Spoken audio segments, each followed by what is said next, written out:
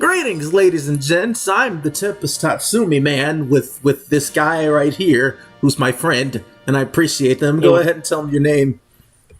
I'm that origami guy, and sorry for the grunting, but I'm doing a nice massage on my tennis elbow right now. Yeah. And it's kind of a pain in the ass. I don't know when the guy is coming, the other guy, you all know him. Dylan. It's funny you say Dion, because I've been watching clips from this guy called C-Rax, right? He does Dragon Ball, mostly Dragon Ball Fighters and Xenoverse stuff, right?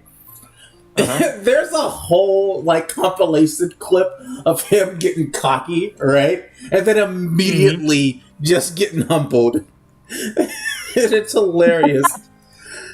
Dude, that's always the fucking best. I fucking love dudes. I fucking absolutely love dudes who get 5 or 10 seconds of getting way too fucking cocky, and then immediately afterwards just get the fucking humbling of their life. It is always the funniest fucking thing. It's always funny in fighters, in my opinion, because he'll call an assist and then get himself and his friend killed at the same time. Oh my god. I don't know if you ever seen it, right? But I remember when me, Ty, and Dylan did a raid boss on Fighters, right? Yeah. I can't remember fully what happened. It's been a while since I've seen the clip. But what happened is that Dylan was fighting Beerus, right? So he calls in me, right? He sends me out by accident, I'm unprepared, and start getting and Beerus fucking mollywops me. Then Tyler comes out, he gets mollywopped, and then Dylan comes out, he gets mollywopped too. It was the biggest boomerang fuck up ever. The music's too loud, so all you can just hear is a juddering of us just screaming. You guys just screaming over the fucking music that's fucking blaring. Yeah, I didn't lower the volume. I hope there's a raid boss going on at the time, because I kind of want to do another one with them. Alright, let's actually start this game. Dude, I was so scared that nobody was going to come in. I mean, I was going to leave anyway.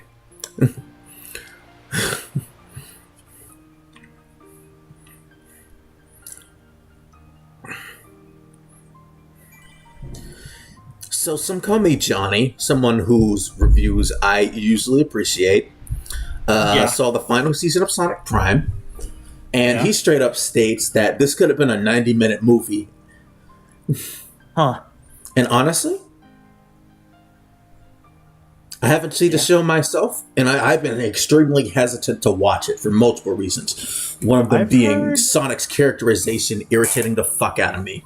Then Ian Flynn tries to come in to say that it takes place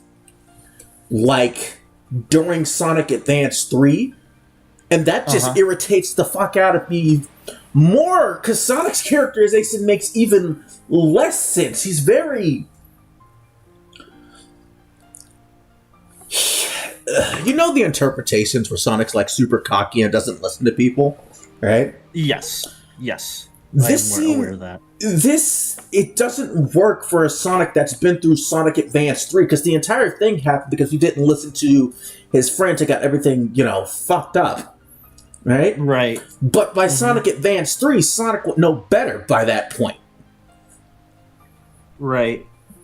In Lost World, I can excuse it. It's a tool that Eggman was directly using. But smashing a giant crystal, right, randomly isn't something Sonic would do. Even then, I don't want to use Lost World as an example, because that was during the Meta Age, and nobody fucking likes the Meta Age. Yeah, nobody really cares for the Meta Age too much. Yeah. That period of Sonic is very, very, very mixed. But now, hold up. Even then, it still doesn't make sense, because when the Egg Council makes a Metal Sonic, Sonic's first reaction isn't Another Metal Sonic? It's a Metal Me? Like he's never seen it before. What the fuck? He's seen fucking Metal Sonic before. Yeah. I don't know. I've always heard very mixed things, very polarizing things about Sonic Prime, and I'll give him this. The animation looks good. The animation does look really good, but like I've never really had any strong desire to watch it. I don't either. I wanted to watch it with you guys, but even then, I don't want to waste our times, you know? Oh. Mm-hmm. Sonic Prime. Yeah. Sorry.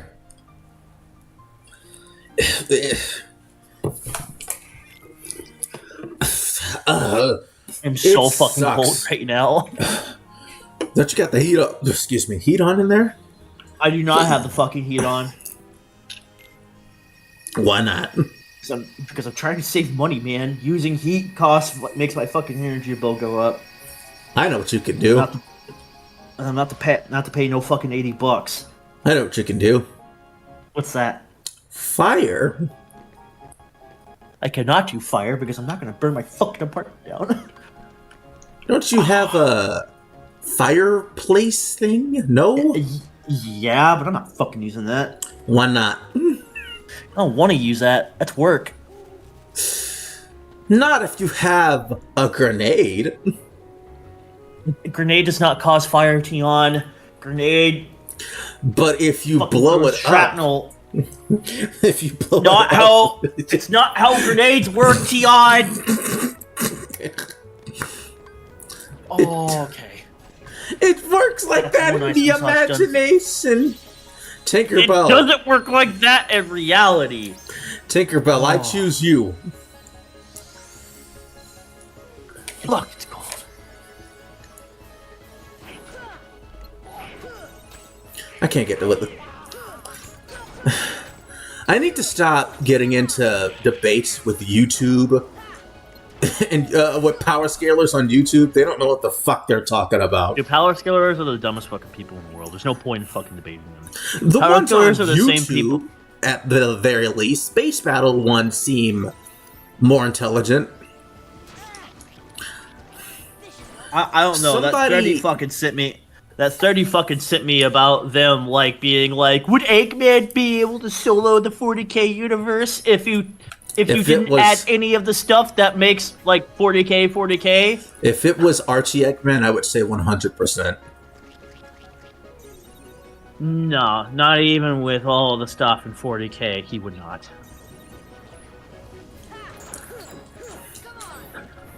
That thread was so fucked. That thread was super biased. That thread was super fucking biased. I don't know anything about 40k, so I can't speak on it. So here's the thing you have to understand about 40k, right, Tion? Is that what makes 40k the universe so fucking dangerous? Are Donald and Goofy already out? Jesus Christ! Probably. What makes 40k so dangerous is, one, for starters, you have to take for example, we're going to take the Space Marines. The Space Marines are essentially humans that have been genetically modified into being 7 to 8 foot fucking tall genetic super soldiers that use some of the most advanced equipment that's still readily available and being able to made that wasn't lost. And they are basically considered demigods. And they get killed in the fucking droves by loads and loads and loads of other creatures that they were built to fight. And that includes the orcs that are like in the fucking like. And the other thing to keep in mind, Tion, is that all of these factions, from Space Marines to normal humans to Chaos to the Eldar to the Orcs to the Necrons, it's not just like a few like 1,000 people. It's planet after planet after planet. It is millions of these units all at fucking once, waging constant warfare. What the fuck? On top of on top of that, that's not even getting into some of the more dangerous factions like the Necrons, which are essentially fucking space cyborg mummies, where the base units, unless you truly like scrap them, they will constantly fucking regenerate, and they don't require sleep or any kind of fucking substance, and they are effectively immortal. And that's not getting into their like leaders, some of whom have the ability to manipulate time on a regular basis. One of whom does it just because he fucking can, because he has a giant collection of shit that he collects over time. Yeah, so in other words, Eggman's going to need help. Eggman would need a lot of fucking help. On top of that, once you start getting into the warp, and you start getting into the Chaos Gods, which you have to understand, Tion, the Chaos Gods, you cannot kill the Chaos Gods, because to kill the Chaos Gods, you would have to kill the concepts that they're based off of. And you cannot kill the concepts, because the concepts are a unilateral belief from everybody. From humans to Eldar, to basically everybody in the universe. You can't just undo them. You can't just unmake them. They are forever a part of the universe. You would literally have to be You would need a Solaris level villain. Gotcha. You would legitimately need a Solaris level, like, you would need a god. You would need a god-like being to fight other god-like beings. We got multiple of those in Sonic. Sure. But, like, Eggman, like, by himself, with his army, even with his intelligence... His greatest asset would be... You would have to give him Time Eater for that. Yes, you would have to give him that, and I'm not saying that I don't think Eggman... And... I don't think... Hey, I ordered doughless pizza. What? I'm not saying that, I'm not gonna say that, like, Eggman wouldn't, like, stand a chance. I mean, if you, like, take everything that he is... At least the thread actually posted Eggman feats that were relevant. Unlike some people who try to present Kratos as, like, this universal buster. Right. The thread did present, feats that happened, and... depending on who he faces off against, Eggman would probably be a pretty big threat. I honestly... Like, against the Tau, or even, like, smaller parts of humanity. But once you start honestly, getting into, like... I think the reason why people give Eggman so much credit is because his time to make inventions and shit is fucking ridiculous.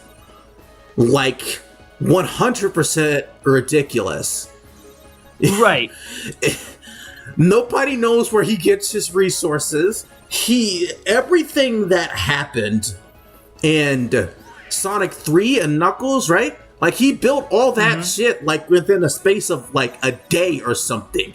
Then there's the planetary amusement park shit, and you can't look me in the eyes and tell me, that's not impressive. Like, he made what is that from Sonic Colors. What is that from? From Sonic Colors. He built you mean like that giant fucking... He built a tractor beam. Yeah, made out of other planets. He stole other planets with a giant fuck-off tractor beam. And you see, yes, that is very impressive. Or, and this one weapon he had in Sonic Battle that he used to blow up a star system. He didn't even use any Chaos Emeralds. It's also... that feat is also why some people put base Sonic at star bursting level, because in Sonic Battle, Emerald absorbed that, had all 7 Chaos Emeralds alongside pretty much knowing all his friends' move, including his, and their speed combined, and Sonic beat him, like, in base. No Supersonic. Damn. Yeah. But yeah, like, that... In like 30 you seconds, could beat sorry. he could be a threat for sure, but it's when you start getting into the gods that it's like, yes, when you start getting into. You could make the excuse that he could probably come up with a way to take over one of them, but I don't know the Chaos Gods that well enough to know if they could do that. No, it would never happen. And the other thing you have to keep in mind, Tion, is Eggman might be smart and he might have common sense and whatnot, but the other thing is that Chaos can ultimately corrupt anybody. And Eggman's problem ultimately is that Eggman is very prideful. Oh yeah, he's very prideful, absolutely. and he tends to underestimate people. And what would realistically happen is Eggman would get too big for his britches and thinks that he wouldn't get corrupted by one of the Chaos Gods, but would slowly but surely fall to their machinations. Probably somebody like Zinch. Zinch is the god of schemers, and Zinch is the most dangerous because he's the one who is the most subtle about his machinations and how he corrupts people. And I could 100% see Zinch slowly turning, corrupting Eggman, while thinking Eggman thinks he has the upper hand. And then on top of that, can Eggman turn out a whole lot of robots for an army? Sure, definitely. And I'm sure he could backwards engineer some of the lost technology to help him do that in 40K. Again, probably smart enough to do that. Honestly, but the other thing if to keep it wasn't for the gods, do you think he would be able to do it? Even then, it would be or doubtful. Or at the very least, conquer like a good part of it with no Sonic to stop him. He can maybe conquer like a decent part, but he's not going to like start weighing in to like other people's parts of the galaxy. Like he might get a foothold in the Imperium, but that's all he's going to get is a foothold, because the Imperium of Man is going to start sending all of their people to fight him, and that includes assassins. They'll start sending assassins from the Assassinatorium. They'll start sending inquisitors to investigate his trade routes and the stuff he does. He doesn't do trade. He's got to trade with somebody. That's debatable. I don't know. At the end of the day, but how even then, Eggman gets his shit. I just feel like there have been theories that he mines like an asteroids or some kind of shit, or he just builds it from random junk he finds anywhere. It's like he's a fucking terrorist. Like, what excuse would you use for him in the canon universe? Like, genuinely. In the canon universe? Yeah, in the Archie universe. I legitimately think I have to agree, man. I mean, Eggman is basically like he's a terrorist. Eggman's ultimate goal is world domination, and he primarily gets his shit done by spreading by fear. He does a lot of fear mongering. He does a lot of propaganda.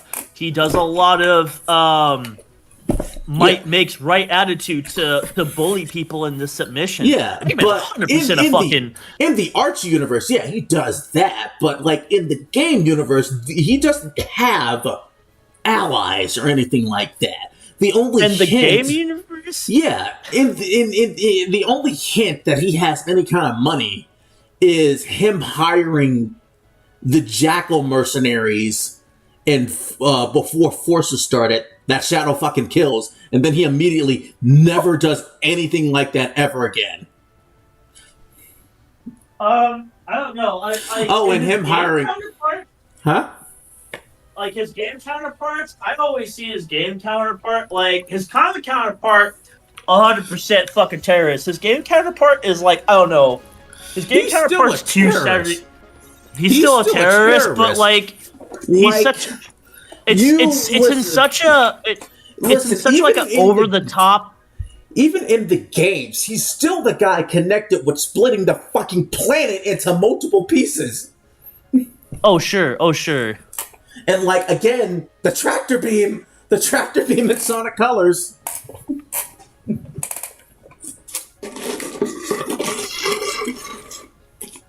But yeah, I see your point on it. But again, at least they're better. And at least those Eggman defenders are better than any Kratos defender. Somebody, I stopped replying to the thread today, right? But somebody actually had the nerve to tell me that since I don't know Greek mythology, I can't, fucking. And I hope they're fucking watching using this. Greek mythology. Using Greek mythology for God of War, which is the first thing I immediately said was, if it was accurate to Greek mythology, Hera would have put up more of a fight.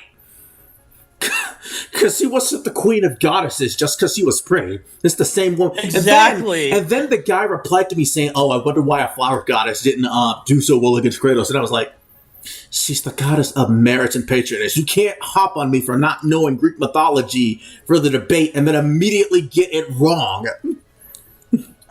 Yeah, people like that aren't worth arguing with. And again, they tried to tell me, you haven't read the books. And you know what? To be fair, I haven't read the books. But why would the books take precedent over the games? I didn't know there even were God of War books. I knew there were comics. I knew there were graphic novels, but... Yeah, but even another problem I have is, like, how much of what they say in the books are metaphors or not? And then, the dumbest excuse I heard that Kratos was a universe buster because he killed the Greek god Pantheon. Well, first off, he killed the gods who held the order, but that doesn't make him a universe buster. Two, Greece is still there. It's still there. It's not gone. It's in ruins, but it's still there. And to be fair, Kratos killed, like you said, the gods. He didn't kill the entire Greek pantheon, because if Kratos were to kill the entire Greek pantheon, do you know how long the game series would be? Right? End games. And to add on to that, if we were to go by the books, according to my research, right, Baldur in God of War 4 is stronger than Kratos. So any theories about the Greek gods being stronger goes right out the fucking window when they say that, huh? Mm-hmm. Hey, guess what, guys? Universal table. Kratos stubbed his toe on a table and it hurt.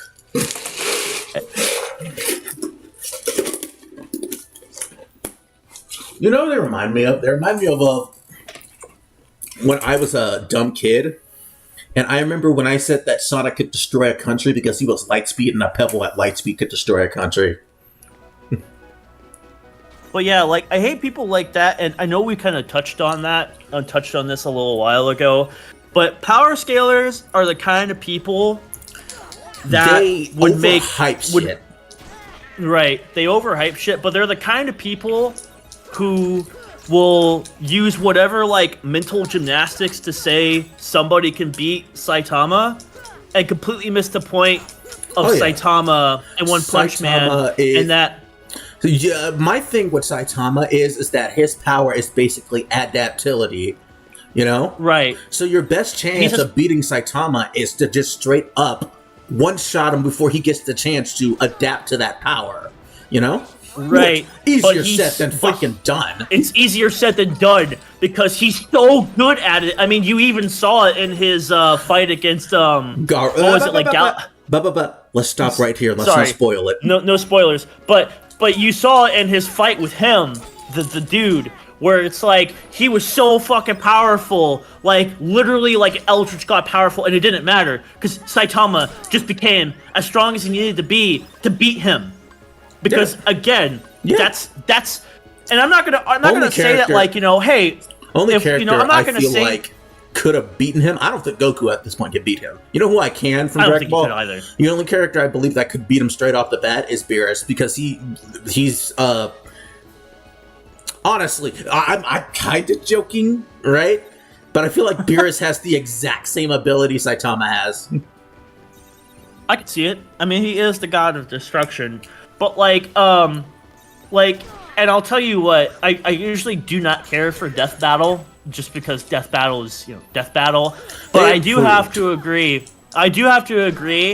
that the only person that could take on Saitama was Popeye, and that's because Popeye operates off of cartoon logic. Oh yeah. And cartoon that means Beerus could definitely beat him because Beerus doesn't care about that. Oh, sure, for sure. I think they could definitely go toe to toe, but it makes sense because you're never going to be able to beat Saitama by logical means. What's up, Lucas? Because Saitama is based around the absolute peak logic that he is unbeatable and scales to whatever power he needs to be because he's meant to be unbeatable because he's meant to be making fun of, like, you know, unbeatable protagonist. He is the most powerful being in his universe because that's how Saitama was designed to be. He was designed to be unbeatable, and he hates it because he knows he's unbeatable. He also needs he needs somebody like Sun Wukong to fight the actual one. That would be actually really fucking dope. The fight between him and Sun Honestly, Wukong. He would have to fight the more modern interpretation because looking back on it, a lot of Sun Wukong's feat are impressive because we compare them to like our modern day scale and not the old day scales where they knew less about the universe and shit like that. Hey, what's up, Lucas? Welcome to the chat. We talking Death Battle? Vaguely. We were bitching about power scalers. But I just hate it because, like, I really do hate people who, like, try to put all this, like, emphasis on this person can beat Saitama, this person can beat Saitama. And literally the whole point of One Punch Man is that nobody can beat Saitama. And that arguably, like, and, you know, if you want to casually argue, like, hey, you know, this person might be able to go toe-to-toe to him. You know, Sun Wukong, Popeye, sure. It makes sense. I honestly think Wukong will be able to beat him. Not at the beginning of his story, but more at the end, when he became basically like a Buddhist god of victory. I could see it. But too many people, like, try and argue, put too much, like, mental gymnastics into it, and it's just like, by putting all this mental gymnastics into it, by trying to use every, like, stupid amount of logic and reason for people to justify beating Saitama, you are ultimately missing the point of Saitama and One Punch Man in general, and that he is not meant to be beaten because he is designed to be unbeatable, and that the whole point is that Saitama is trying to find somebody that he can finally have a good fight with, and everybody around him kind of learns from him, learns subtle lessons from him, even if it's not like what he's trying to do. That boredom from Saitama is kind of why I prefer his dub voice over his sub voice. Max Middleman, who, by the way, voices Ryuji, if you can believe it, does such a great job. Yeah, he does such a great job portraying the complete and utter boredom and deadness in Saitama. I don't know. Personally, I like the sub only because I just like how the sub, the part where he's like, okay, just the way the sub utters it in utters it in English is funny. Okay. I know, but like at the same time, I like the dub version of that scene more because he just sounds so done. I think they're both really good, but I agree. I do think both are good. Both are really good. But yeah, like power scalers, there's no point in arguing with power scalers. Like you can have a more respectful conversation with a power scaler on like a forum, but on like a comment section or something like that, they're just full of it. They're just idiots. They are. Now, but yeah, like getting back to the Eggman thing. Ultimately, the thing I didn't like about that thread is that, one, it's very obvious everybody in there was biased towards Eggman, like absolute Eggman dick riders, and two, like the conditions of him taking over the 40K universe basically had them remove like anything that would have been a realistic threat to the Chaos Gods, that's Necrons. One of the things I hate about some battle threads, right? It's like they'll do this whole like equalize speed or something like that. That I can understand. But then they'll do something like Goku can't use the Kamehameha. It's like, okay, Or are you taking away? Why? That's like his signature move. That's like his signature. Now, if it was Kid Goku, I can understand because he couldn't spam it like he can now. Right. But it's just really frustrating because it's like, okay, so you're setting these super arbitrary conditions. Oh, you know what else I hate with... Oh, go ahead. That basically, okay, so you want him to take over the 40K universe, but you're taking out everything from the 40K universe that makes 40K 40K. So really, it's just him taking over, like, your generic sci-fi setting. I mean, sure, I could totally see Eggman taking over a generic sci-fi setting. He could take over Star Wars, no problem. Absolutely, I can 100% see him doing very well in Star Wars, Star Trek, other stuff like that. But 40K is so fucking dangerous. Okay, I gotta ask you a question. It does involve Eggman, but it also involves the Reapers, because I remember somebody saying that. First of all, I don't think the Reapers would be a threat in the Sonic universe for one reason alone. The super forms. Once those pop up, it's game done for them. But some people said in a thread called Eggman versus the Reapers, again, this was Game Eggman, they said that he would hack them and have more slaves to use. I didn't buy that. I think that's absolute cope. Again, the problem... Honestly, the Sonic universe would have an easier time handling the Reapers than anyone else due to the fact that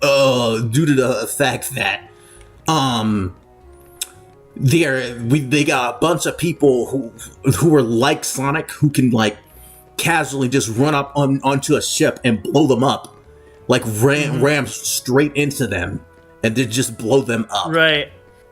And indoctrination might work on some of the civilians, but the main cast, especially Sonic, it's not going to work. I think Sonic and the main cast would have a better shot of just because they have such good willpower. But again, one, how the fuck is Eggman going to hack a sentient?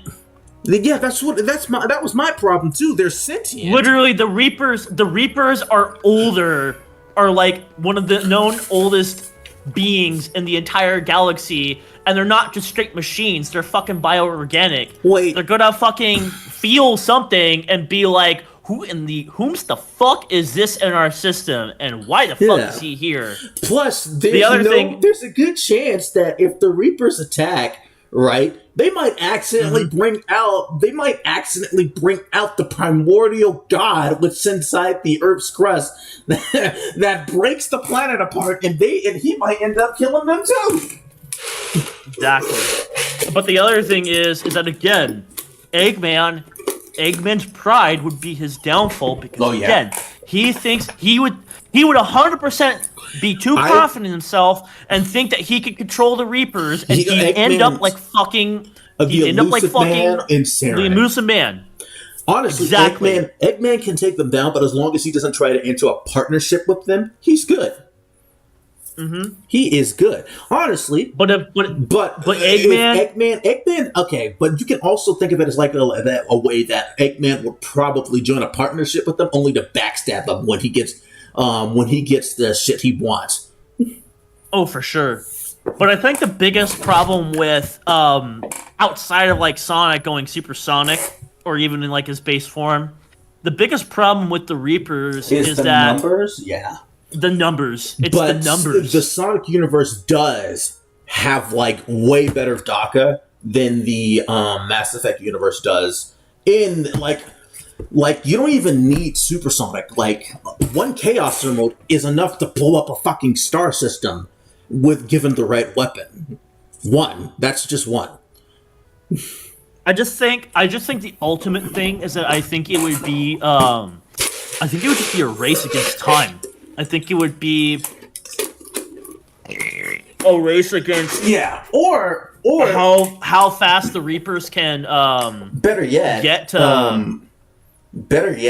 they have the Phantom Ruby, so if they really wanted to, Infinite could just make a bunch of clones of extremely powerful shit and just end them that way. And before you say anything, yes, the illusions do work on robots. His Infinite Enforcers legitimately came up with the plan to drop a sun on everyone. And if it wasn't for a fake Phantom Ruby copy, right, they all be dead. Mm-hmm. That's a legitimate plan they could use on the Reapers. They have more options than the regular ME universe ever have. Like, that's the reason why I feel like the Reapers would be a big threat in Sonic, because the sheer number of options on just that one planet. We're not even gonna get into like the other universes, like the Soul Dimension or anything like that. Right. But if we did, they have Blaze, and then we have two. Go ahead. Sorry. I also think, like, again, you know, that's why I think, you know, the Reapers and Sonic, like, I think that's such a pointless, like, okay, sure, you know, it's fun to, like, you know, haha, goof around, like, oh, Reapers versus Sonic, you know, probably people in Sonic would win, not just, you know, when you factor in everything, but I also just think, like, you know, I think having Sonic, these conversations, though, as long as, like, time, you don't, you know, overwank it, you know what I mean? Right, exactly. And too many people overwank it, and then some of the power skill stuff is like, why? There's no point in comparing it. Like, too many, like example, as much as Infinite gets dunked, he is literally one of the most threatening villains in the Sonic universe. Yeah. Of you can make illusions become real. And is Infinite from Forces? Yeah, he was a Force. He was the main Forces villain. Okay, I never played Forces just because I heard it was just meh. Yeah, but I think I know who you're talking about. But it's like, you know, there's too many people that like will. I'm pretty sure the Joel versus like Leon thing is just like a joke. Wait, I'm pretty sure it's a joke. I think I showed you that. Did I show you that, or did you just find it randomly? I saw it originally, and then I sent another one into the chat. That was the funniest thing ever, because like I said it in another. I posted it in a server I was in. I straight up said, like, there's not a single Resident Evil pro tag that Joel could take. They could solo that entire setting by themselves. That's what I said. That's what I said last night, because I posted the meme again. Because I was like, this will never be not funny. And I said, literally, like, Resident Evil 4 Leon could solo both games. Dude!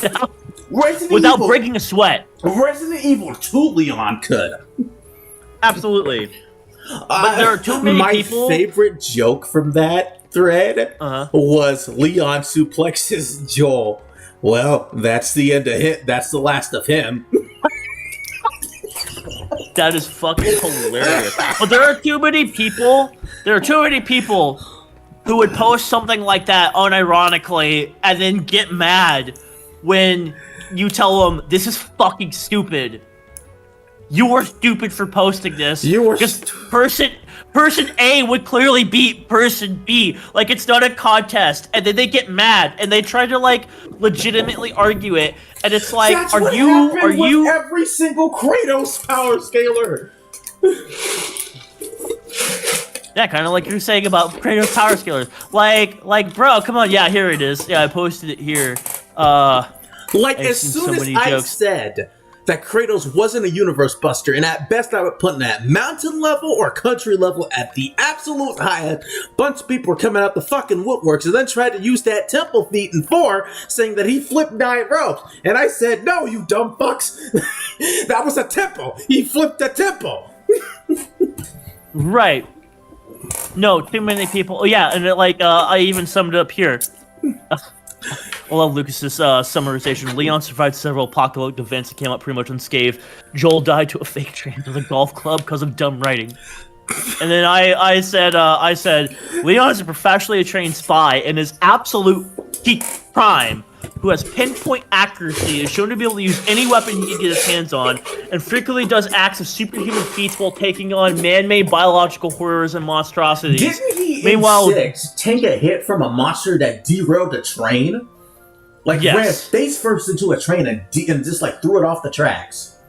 Yes, and he tanked that fucking blow from it. Yeah. Meanwhile, Joel is just some dude who's, like, former infantry and probably has nowhere near the amount of training that Leon had, who's past his prime, and nearly died in the first game from just falling on a piece of random rebar, took months to recover, and then died in the second game to shitty writing, like what Lucas said. Adding on to this, right? But Leon is comparable to Chris. You know, boulder punching Chris. Remember that?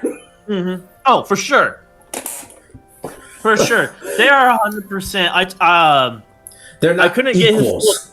but he's more agile than Chris. And Chris is already someone who I believe can dodge bullets. I can see it. Hold up one sec. I had to use the bathroom real quick. All right. Yeah, I agree. Yeah, totally, Lucas. Joel's a badass, but he's not... He is not on that level of badassery that someone might unironically think.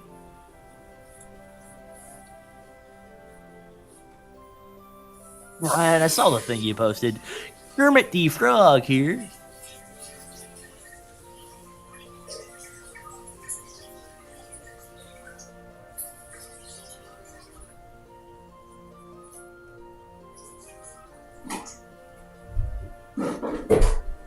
Hey, another sub.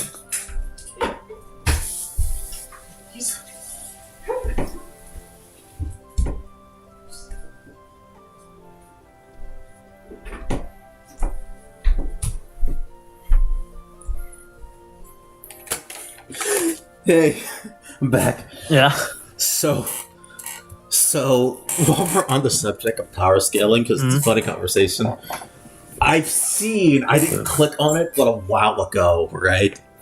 I saw a versus thread for about boyfriend from Friday Night Funkin' against. I don't remember who it was, but I was like, how does that fucking work in a rap battle, right? How does that work? Versus who? Versus who? I don't remember who, but it was boyfriend from Friday Night Funkin' versus somebody. I was like, well, how does that fucking work? He's a rapper. He doesn't really fight, and even against characters who do fight, he just rap battles them, and then they somehow die. Yeah, that's the thing I always find funny about Friday Night Funkin' is that these characters could realistically kill boyfriend like 5 times over, but he's like, nah, fam, I challenge you to a rap battle. That's the funniest thing about Sonic EXE. People like to say that it's girlfriend protecting him, and other people say that boyfriend's an angel, so he's forcing them to rap battle against him, and if they win, that's when they can kill him. I never thought of that. I thought of it like that before. I kind of like that theory. Yeah. But no, I just think it's always funny. He could still like. Yeah, go ahead. Sorry. Just this whole like you know, he's like fighting like literal gods and like eldritch abominations. And he's just like, nah, fam, we're gonna rap battle, and they're like, fine, we'll rap battle.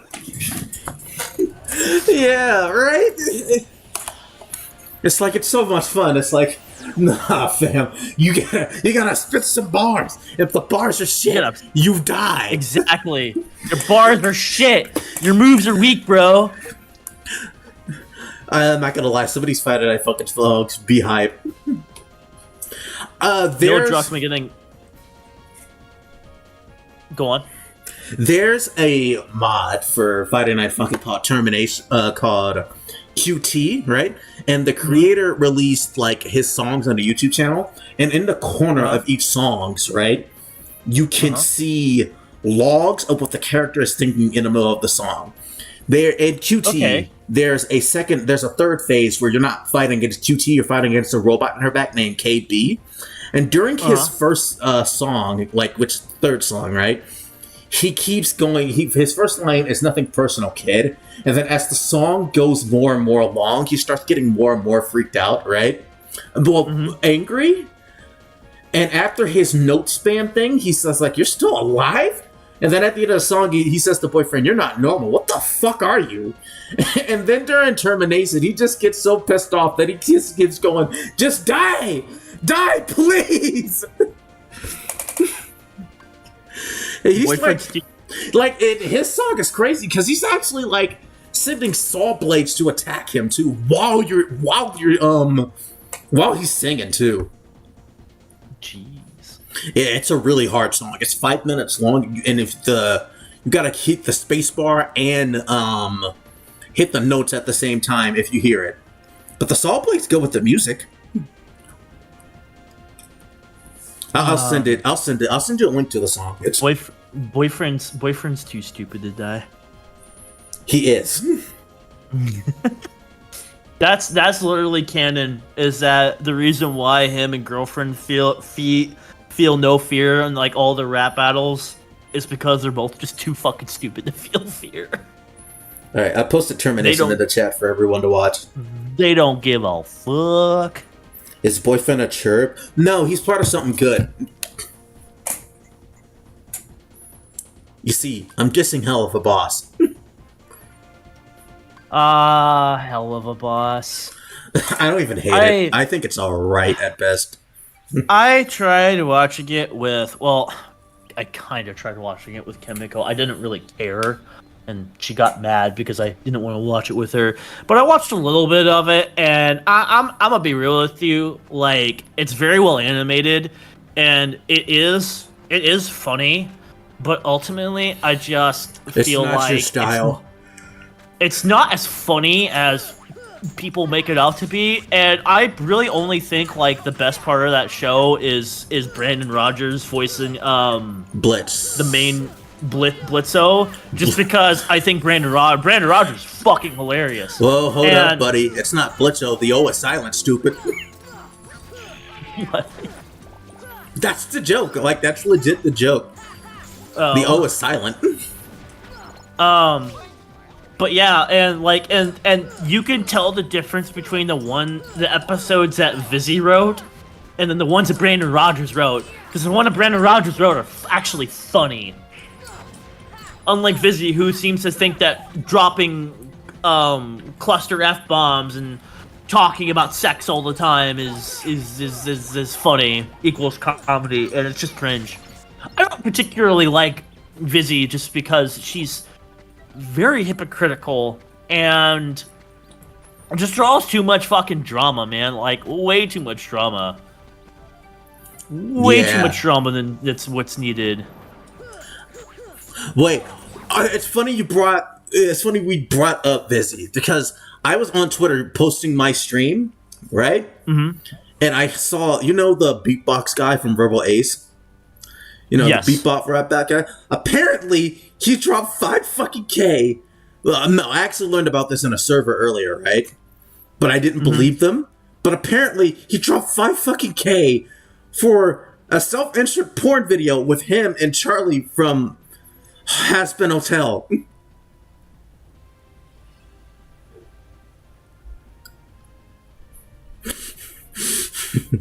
I'm sorry, I'm processing that. Could you? Okay, hold on. So, wait, hold on. Wait. Hold on.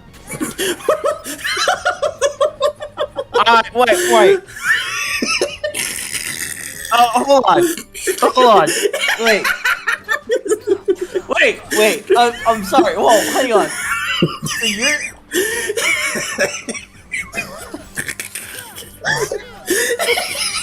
Okay. I'm not kidding. Wait. Okay. So, who was this individual again? Remember, the beatboxing guy who makes beatboxing rap battles? Yes. He dropped 5. Wait a minute.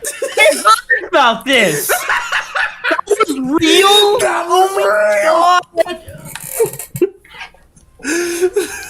Oh my fucking god, bro.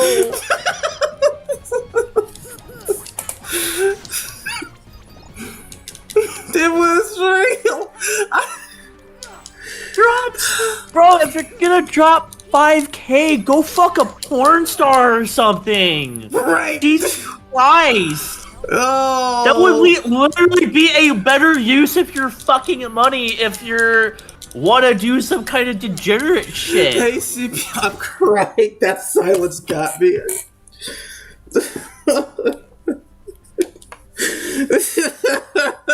Even beasts like that's real. What a great way to start 2024.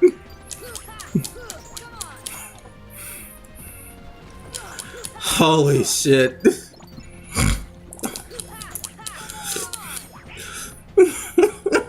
That's worthy of being a short. It is. Just, we can't fit your entire silence in from one clip, though. We can't, no. It'd have to be something like Joey processing what he said. Just me going, hang on, what? That's... Laser didn't know that. I could have died with it. Oh, wait, fuck, I forgot to invite Chris. Yeah, I got him. I got him. CB cartoons. Miscusi. I'm just not hearing about this. Hey, I'll message him real quick here. I'll drop the link. Let's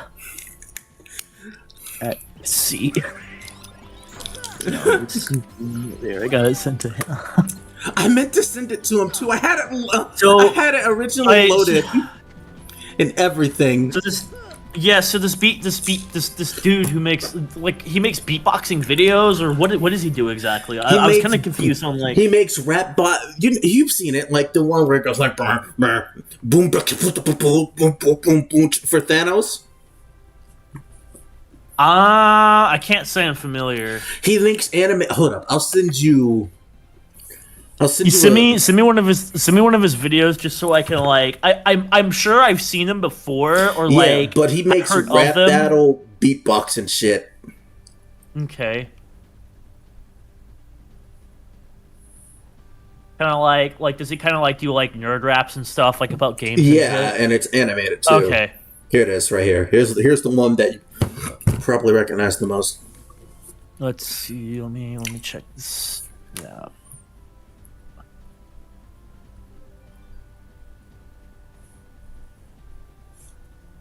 Oh wait, no. It wasn't 50K. It wasn't 5K, it was 50K. 50.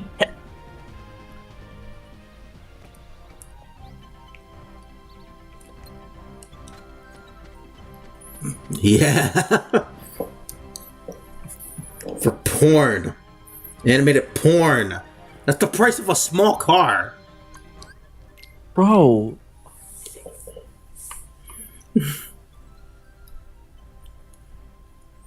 Bro.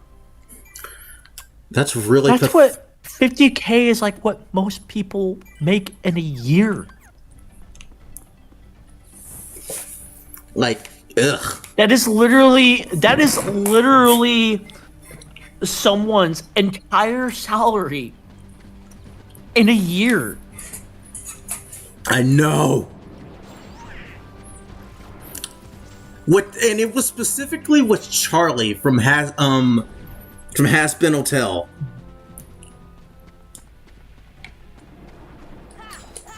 Dude, he had to have gotten fucking memed on for that so hard. Bro, like, on Twitter, he's still fucking trending. Is he really? Oh my god, I'm Obviously, it's not 25.7K posts, dude. Has Been Hotel, 23.6K tweets.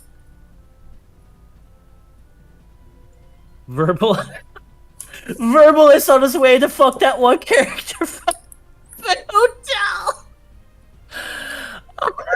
I'm posting this.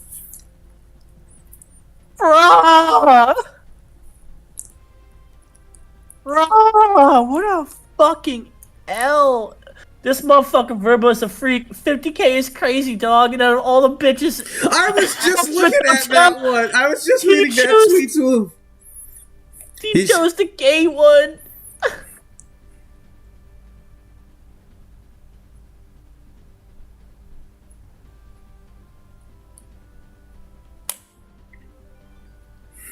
I want VisiPop to to copyright it so it can be canon. Dude, if she fucking did that, that would be fucking hilarious.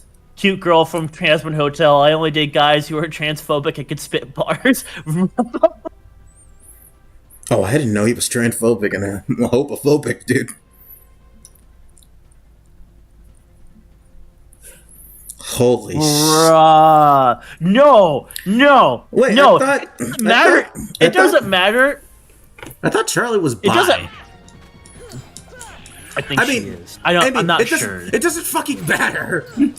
YouTube won't allow this, so you all can have my reaction to the Curse Verbalist X Has-Been Hotel AMV for free. Bro, I'm tempted to look it up, like, fully, just so I can see what the fuck is going on.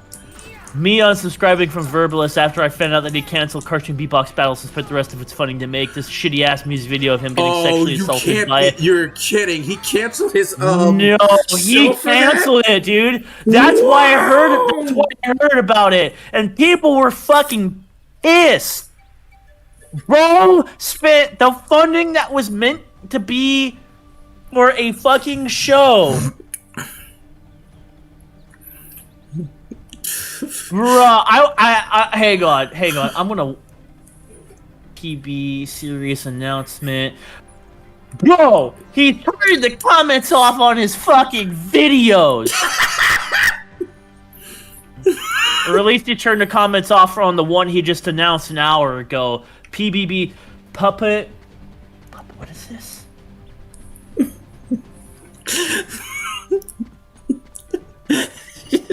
Puppet Beatbox Battles trailer and pronounced brand new series called Puppet Beatbox Battles.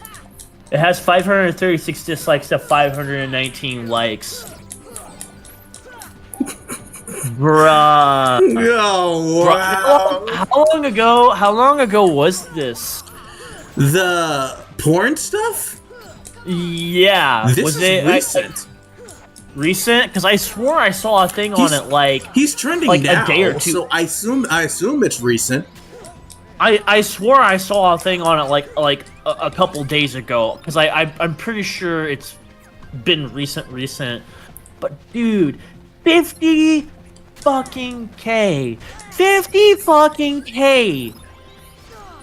It's not even like fucking good animation in one total or on One Piece. On good animation, it's not even like porn. Like straight up porn. It's just him getting fucking sexually assaulted. It's not even like hardcore. Oh, he's getting sexually assaulted. Whoa. Yeah, hang on. Let me find the video. Somebody posted their reaction to the AM. I posted the AMV in the chat. But yeah, like they don't even get like do sex. This motherfucker would make all the Dark Elder take a step back and ask, "Bro, yeah." You think the reason why God stays in heaven is because he's afraid of what he created? He fears the creation he made. God, not people call me fucking. Also, dude, it doesn't matter. Dude, it doesn't fucking matter if what Vizzy says now. People are gonna see that, be like, "Oh, so Charlie's bi or straight or whatever." Dude, people are going to have a fucking field day with that. Oh my god, that is fucking hilarious. That is absolutely fucking hilarious. Holy crap. Do cancel the thing that everybody fucking watched. What was making him his money. channel for, what was making him money. Like the video I sent in the chat was like, that was like 46 million views, man. You know how fucking hard it is, how hard it is to get, damn it, to get that high? Exactly, and then like a lot of his other videos are like getting anywhere from like it's like 41 to like over 100,000 views, and then yeah, his last 1, 2, 3, 4, 5. Patrick beatbox, but voice keeps changing. 22K views. Behind the scenes episodes. You know, in 31K hindsight, views. he was just making animated version of Friday Night Funk and rap battles. Basically.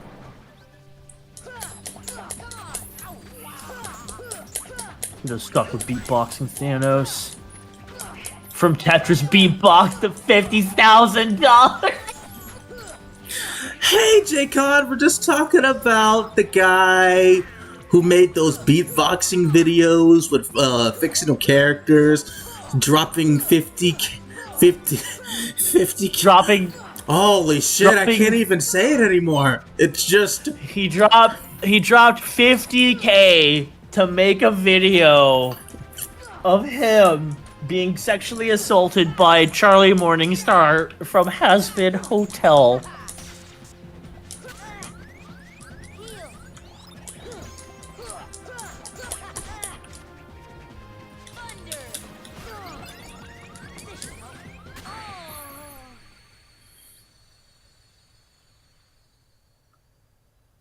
What do you? What do you even say to that? You don't say anything. There's nothing you can say. It's just bro, what? What? Man, Buddy had some. What's the word I'm looking for? I don't even know what to say to that. L. Absolute dude. L. Major L. L? Massive L. No, we need another word. We need another letter. Double L. Triple fucking L. Quadruple dude, this L. Is like, dude, this is like the equivalent of like Super F. Super L. What's the That L is a Super L. He can never show his face on the internet. Like again, bro. Absolutely not, bro. He can't. Dude, he can't insult anyone on the internet. Otherwise, they'll just bring up. No, dude. He can never roast anybody. He can never give anybody fucking shit because they're gonna fucking turn right around and be like, "Well, at least I'm gonna drop 50 fucking K to get a sexually assaulted in an animated music video from a character from Has-Been Hotel." Right.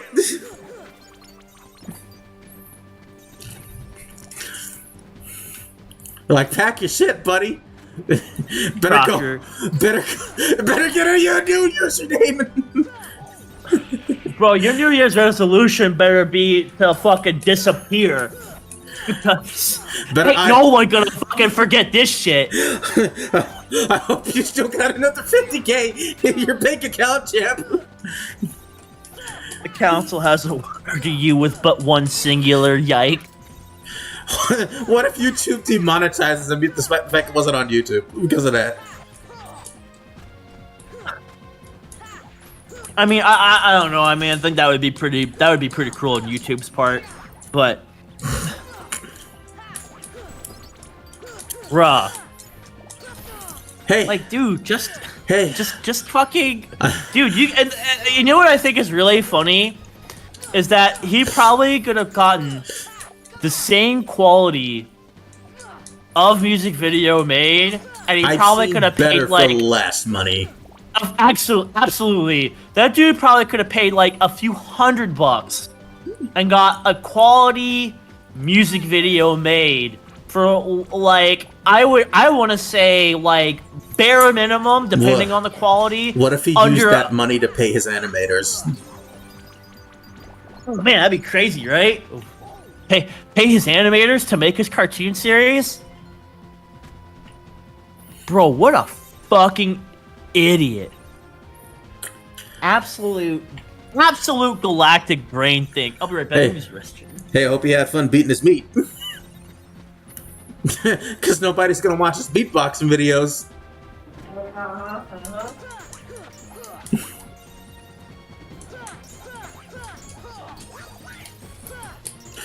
Oh, man.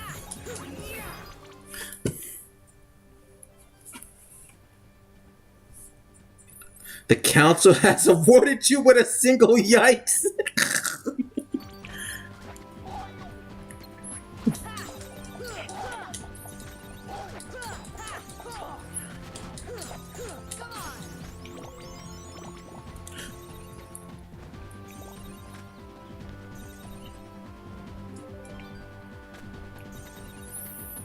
fuck else is there? I killed everyone, didn't I?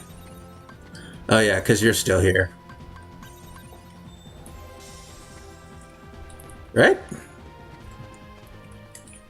Yeah, there we go.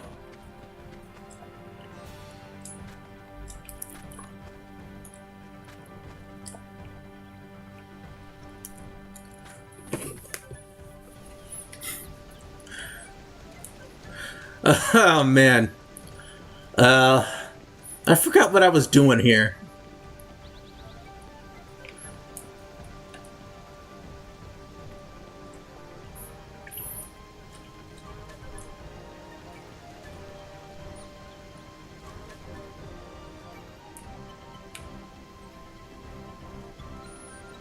There should be a white trinity or something up here. I think in here. I cannot hear anything. Hey!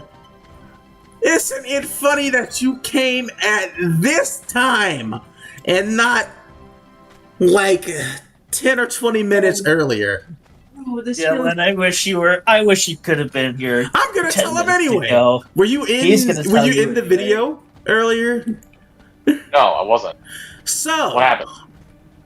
Joey, don't laugh. Don't make me laugh. So, do you know the beatboxing guy who made beatboxing rap batting videos? No. Okay, doesn't fucking matter. Anyway, he made beatboxing videos, right? So, this guy dropped 50K, you did not mishear me, 50K on a porn video of him getting sexually assaulted. Nah, let me finish. Of him basically getting sexually assaulted by Charlie from Aspen Hotel.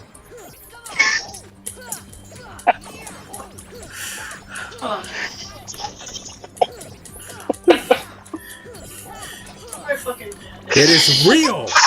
It happened. 50K.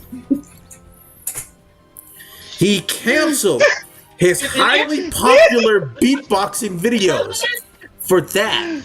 And we're not talking like these videos, like at average. How many views would they get, Joey? They were getting like millions of views. Like his cartoon beatbox videos would get millions of views, and then his other stuff we're still getting anywhere from like over like 30 to 40K views, all the way up to like over a few 100,000K views. Like the dude was doing well, and he spent the entire rest of his budget to make a 2.5 minute AMV of Charlie Morningstar from Aspen Hotel kidnapping him and fucking sexually assaulting him. My favorite. And it wasn't even good animation. It was dog shit.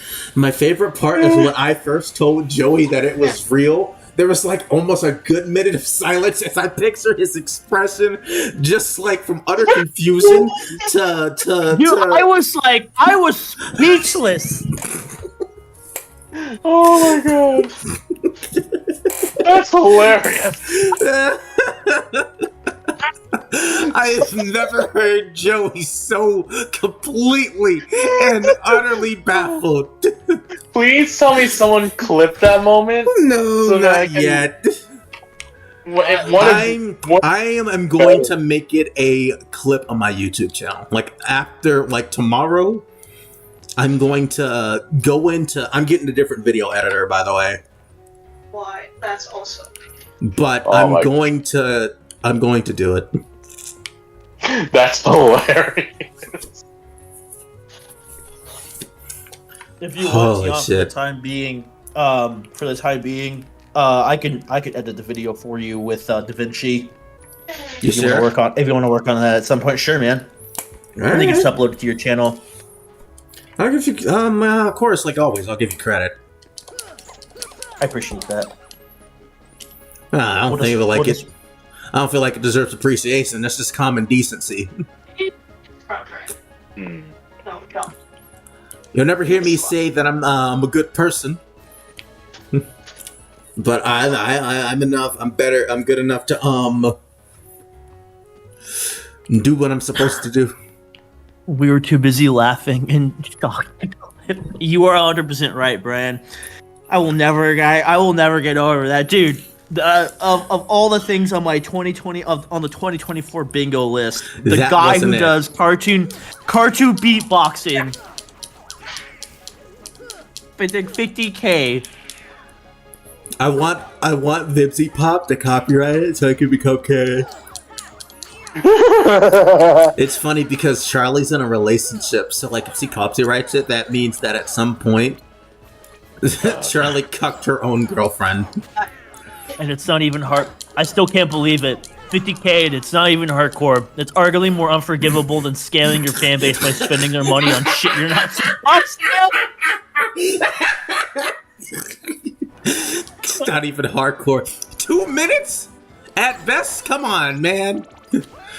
2 minutes at best. And I For posted the 50K? fucking Wait, you I posted it? the AMV. Hang on, how long? Bro, it's not even 2.5 minutes. It's 2 minutes and 15 fucking seconds. Wow.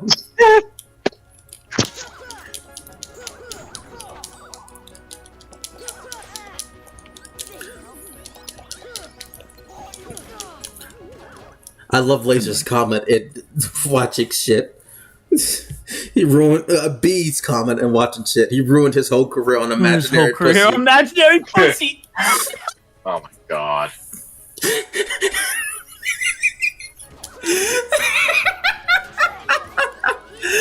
Also, yes, Charlie is in fact bisexual. So Yeah. even then, though, She has a Even girlfriend, then- and she cucked her. she has a girlfriend and she fucking cucked her. Man, Charlie, you suck. Just like that beep. Can we call it Big Back Clock? And yes, apparently he does for a fact not like LGBTQ stuff. So Oh wow. Wait, then why did? so Wait, so why did he commission Charlie? no, man. Like, of all the characters on the show, why did he go after the bisexual one? but usually the homophobes don't even want to touch the people who you can't even use the excuse that she's straight passing like some people would do because she's dating a woman. Oh god. Oh my god. Oh my god, B. Listen, I know we like to shit on Rooster Teeth, but let's not do them like that. This bit of animation costs as much as all of Ruby's animation budget. Jesus. Okay, so let's think about it. I'm gonna keep this Oh, up here.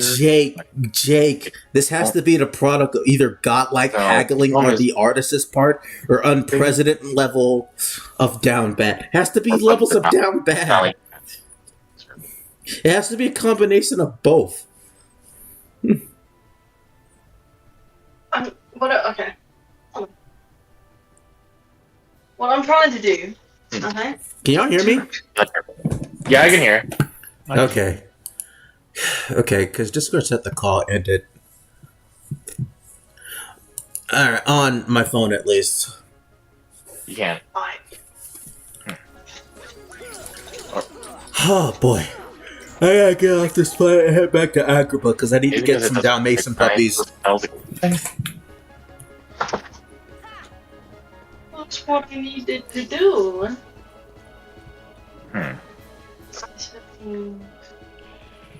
So, I love how this happened like a few days after Matt Pat announced his retirement.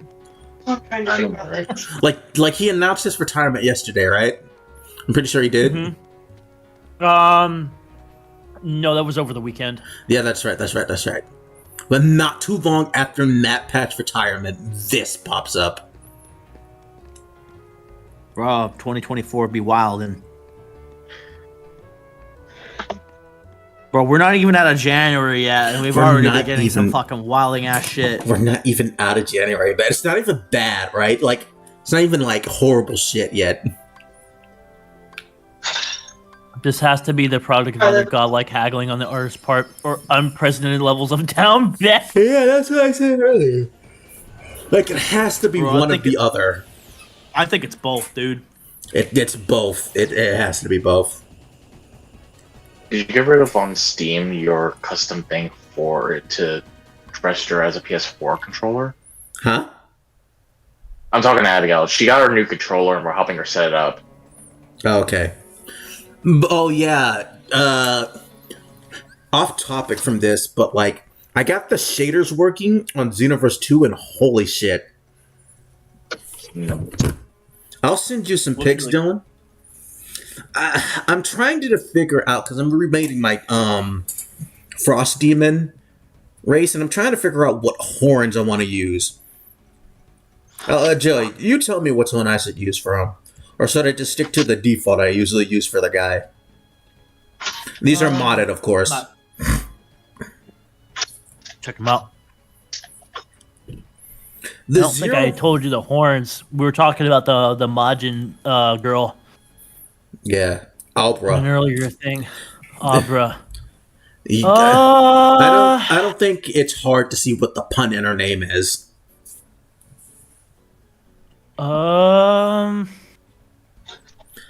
Honestly, I can't really say I care for any of these. Really? These are the only ones that the Frieza race have modded that I could find, though. Maybe like the second and third picture. The Zero helmet and the downward horns. Yeah, I think those are probably like the best looking ones. Okay. I hold up. Let me send you the third one with like because I did have a screenshot of him with the like the JonTron bit. Exactly, Brian. That's it. I'm done. You can't just leave. Listen. There's a lot of things to see. Not gonna waste it here. Not gonna waste it here. Listen. There's a lot to see in this life. Not wasting it here.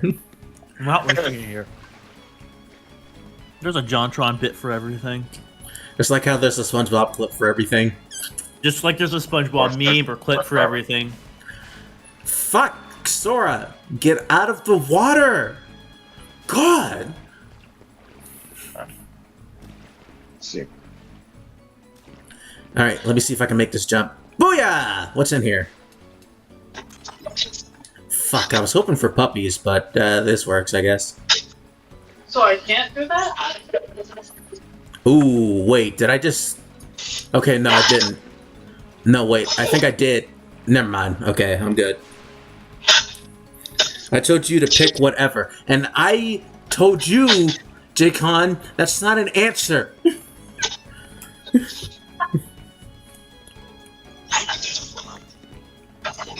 I tried asking Laser, but he didn't fucking answer me.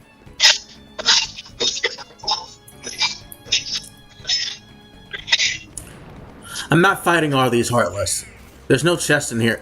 Fuck, there's one up there, and I could have Dalmatians in them. Now I need for Aurora. Aurora. Remix.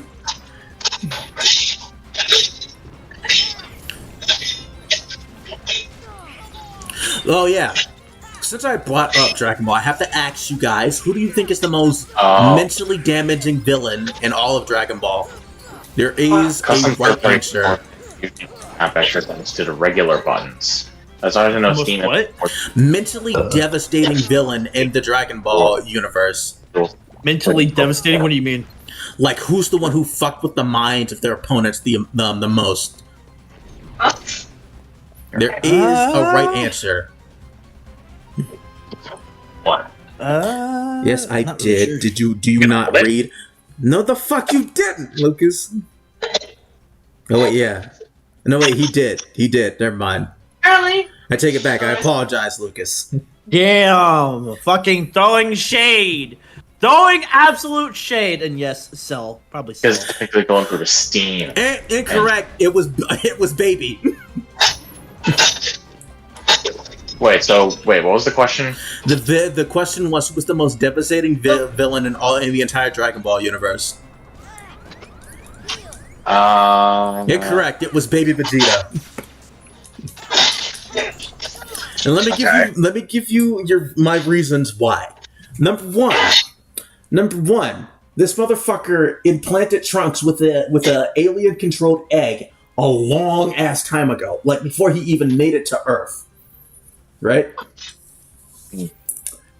And let it sit in there, not mind controlling Trunks, and letting him collect the Dragon Balls before he came. GT isn't canon doesn't fucking matter in this universe anymore. There are multiple universes.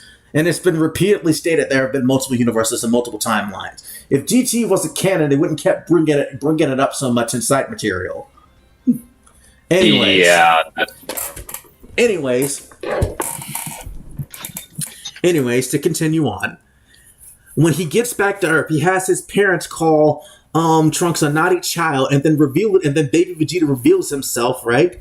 And then lets Trunks try to crawl away to get away from him before slowly taking over his mind. 2, after he takes over Gohan and Goten, he has them specifically focus on Pan and starts beating the shit out of her. Has her dad nearly killed Pan. On two different occasions. One occasion, she had Videl slap the shit out of her own child's mouth. Slap the taste out of her own child's mouth. And then had Gohan choke his own daughter, and then get ready to kill her with a ki blast.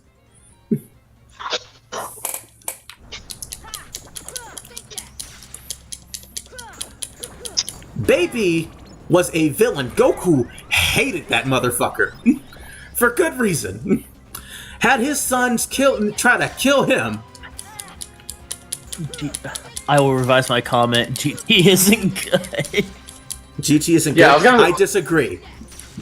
No, I don't like. Here's the thing. GT back then was considered like, what the heck is this? But nowadays, GT is sort of like, it's not a bad like continuation from Z. GT is decent. I will give my 2 cents. It's decent. It could be better. It could have been better. Yeah. It took more risk in Super, in my opinion, especially when it comes to the transformations. All it had was Super Saiyan form. That's all we needed because it was the most memorable thing in the entire series, in my opinion. Inquiry said, I haven't seen anything for GT, so I think it's OG Broly. I never forget the way he had Goku walk into Ki Blast and Vegeta ready to... That's physically intimidating, not mentally give terrifying. It all up. I don't know, man. OG Broly is pretty fucking scary. He's scary, but he's not what I would call mentally devastating. They still...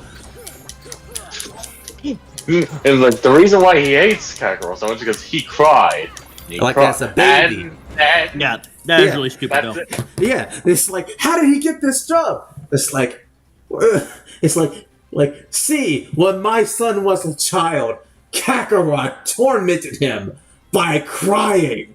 That's it? Yeah, but like, he cried really loud for like 3 hours. I mean, come on, that's really annoying. That's so stupid! Like, I love that bitch. It's the stupidest reason on Earth. But that's so dumb. But he's so cool. But that's so dumb. Is that from DBZ Abridged? Yeah, it is. Yeah. Devil. Broly is no devil. Broly is a genuine demon, a true freak, the devil. Oh my god, he's so goddamn cool! and Piccolo just like, what the fuck are you doing? What the f are you doing back here? I don't understand what's going on anymore. He's so cool, but he's so goddamn dumb. But you don't understand. The legendary Super Saiyan is motivated by a crying infant. He is a literal giant baby. You're just mad because you're not the legendary Super Namekian. Alright, bye Vegeta. Bye! That was just Lanny talking to himself. That's what I love about that scene the most. Dude, my last meal prepped chicken stew is hitting so hard right now because of how fucking cold it is here. What's it's so how does good. the song go? The Campbell's chicken thing. Dude, I feel like that kid from the fucking old Campbell's commercial Oh, that was like the fucking so cold that he turned into a snowman. Joey. Cool. Listen, man. When we get to GT and our watch thing, I'm gonna be real with you, dude. I Yeah. feel like we have to watch it in Japanese. Because the original dub soundtrack is ass. It's so ass that I feel like it ruins the moment. It ruins certain moments in the show. It's so ass. I can't stand it. Like I barely remember it. That's how bad it is. Like you don't remember it, and when you go back to it, it just it's all rips of the main rap theme. That's all it is.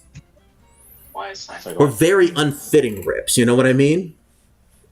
Yeah. I mean, at least it's more better than your current controller. Oh, That's dumb.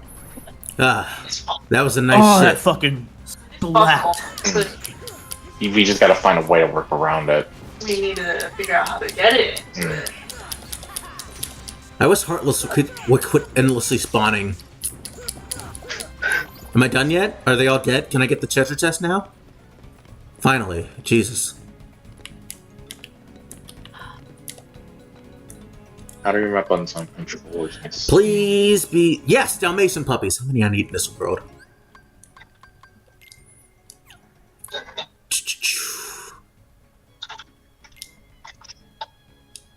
60 puppies found.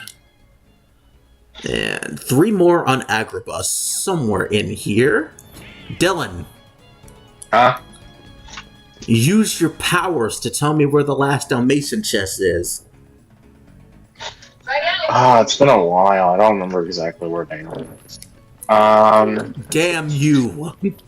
Hang on. There are a few chests on like the very upper levels of the city. Did you get all those? Yes.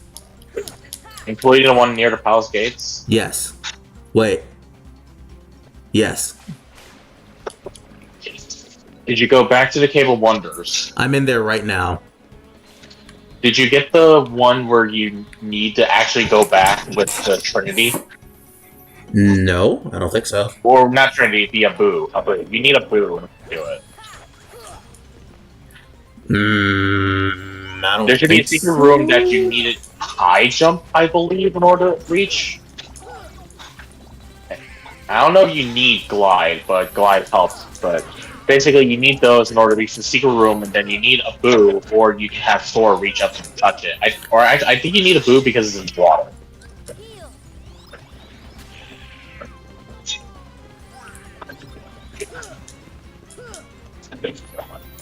Ah!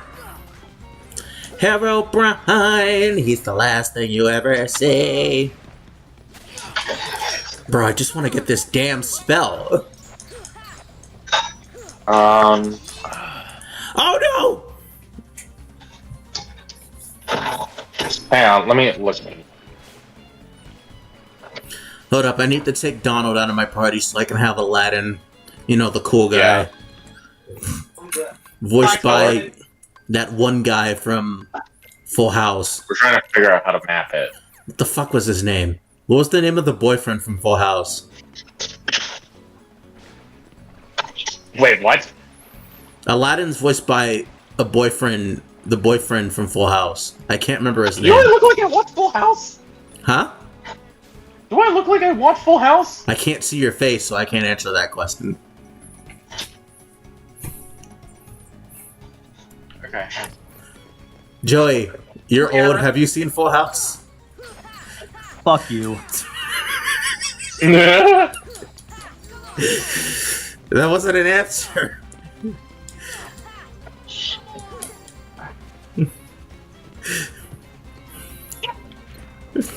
Come on, 30's not old. No. No, I have not seen Full House. Okay. Everywhere you look. I don't even think that's the And I thing. hate the fact that you brought it up Because now I'm gonna get the fucking Full House theme song stuck in my goddamn head. Because I was just thinking about it. I hate you so much. Oh yeah. Okay. In the Cable Wonders entrance, did you get a puppy chest that needs high jump and glide? It's on top of a pillar. Yeah, I got that. Okay. Oh yeah, it's in there's a hidden room with puppies. Activate the statue to open a nearby wall requires yellow trinity or high jump. There should be. That sounds so awful. There's a hidden room with puppies. They just keep them trapped in there.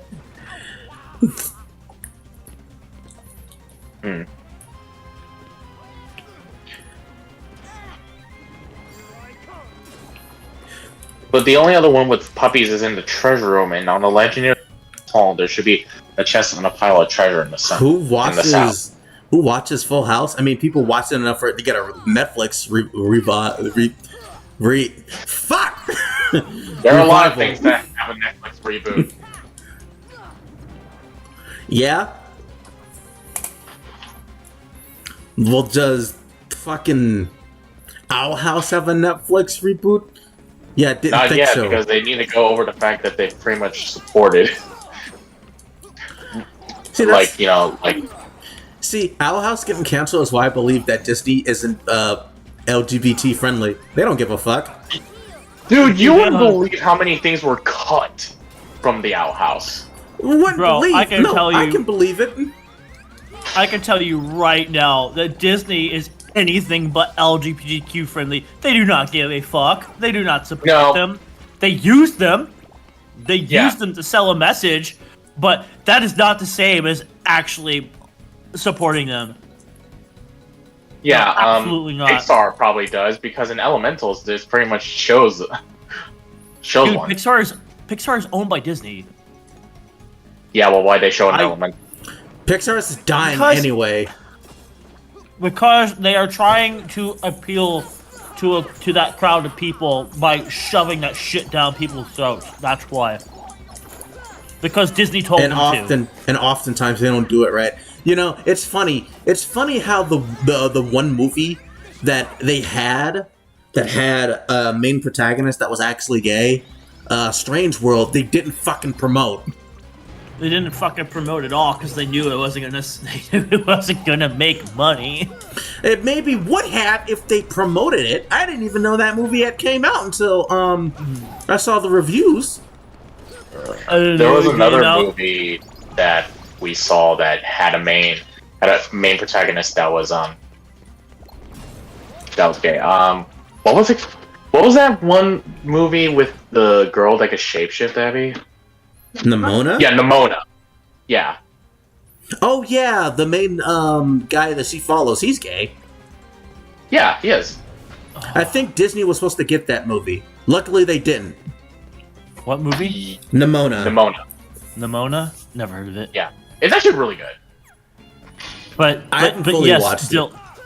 yes, Dylan, they make movies like that because they are trying to appeal to a crowd of people by basically shoving the worst aspects of that stuff in your face and then loudly screaming, look how loud and gay and how much we support that community. Aren't we so progressive? And it's so utterly disingenuous and fake and without any heart or soul that most people who watch it are going to tell you that neither Disney nor Pixar actually cares about that community, and they're only making this because they think that community will buy their shit.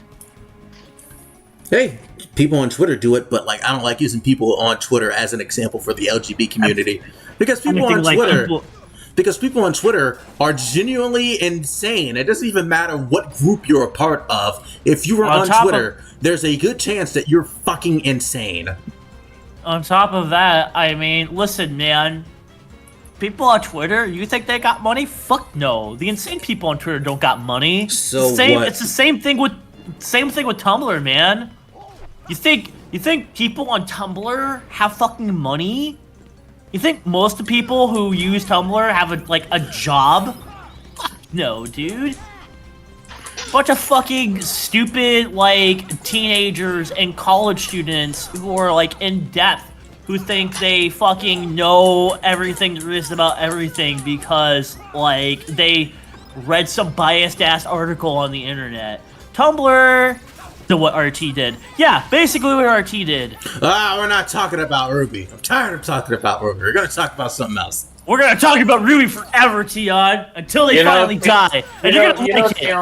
Tion, eventually the time will come where I will watch Ruby Season 1, and then I will actually give my honest opinions about it. Please don't! Oh god, please don't! Don't put yourself, don't put yourself in that. God, literally watch anything else. Because if you watch Season 1 and enjoy it, you're gonna just be disappointed by the drop in quality. Well, isn't that the whole point of fully critically analyzing a series, to know about the ups and downs of it? Yeah, but you don't want to watch Ruby. You don't want to watch Ruby. Stay away. So bad. You want to watch something? You want to watch Ruby but done well? Fucking watch. Play Trails of Cold Steel. There you go. Play that. You can literally download the first game off of me through. Let him watch it and form an opinion. Why would we let him suffer like that, Lucas? Lucas, shut up. You just want him to suffer.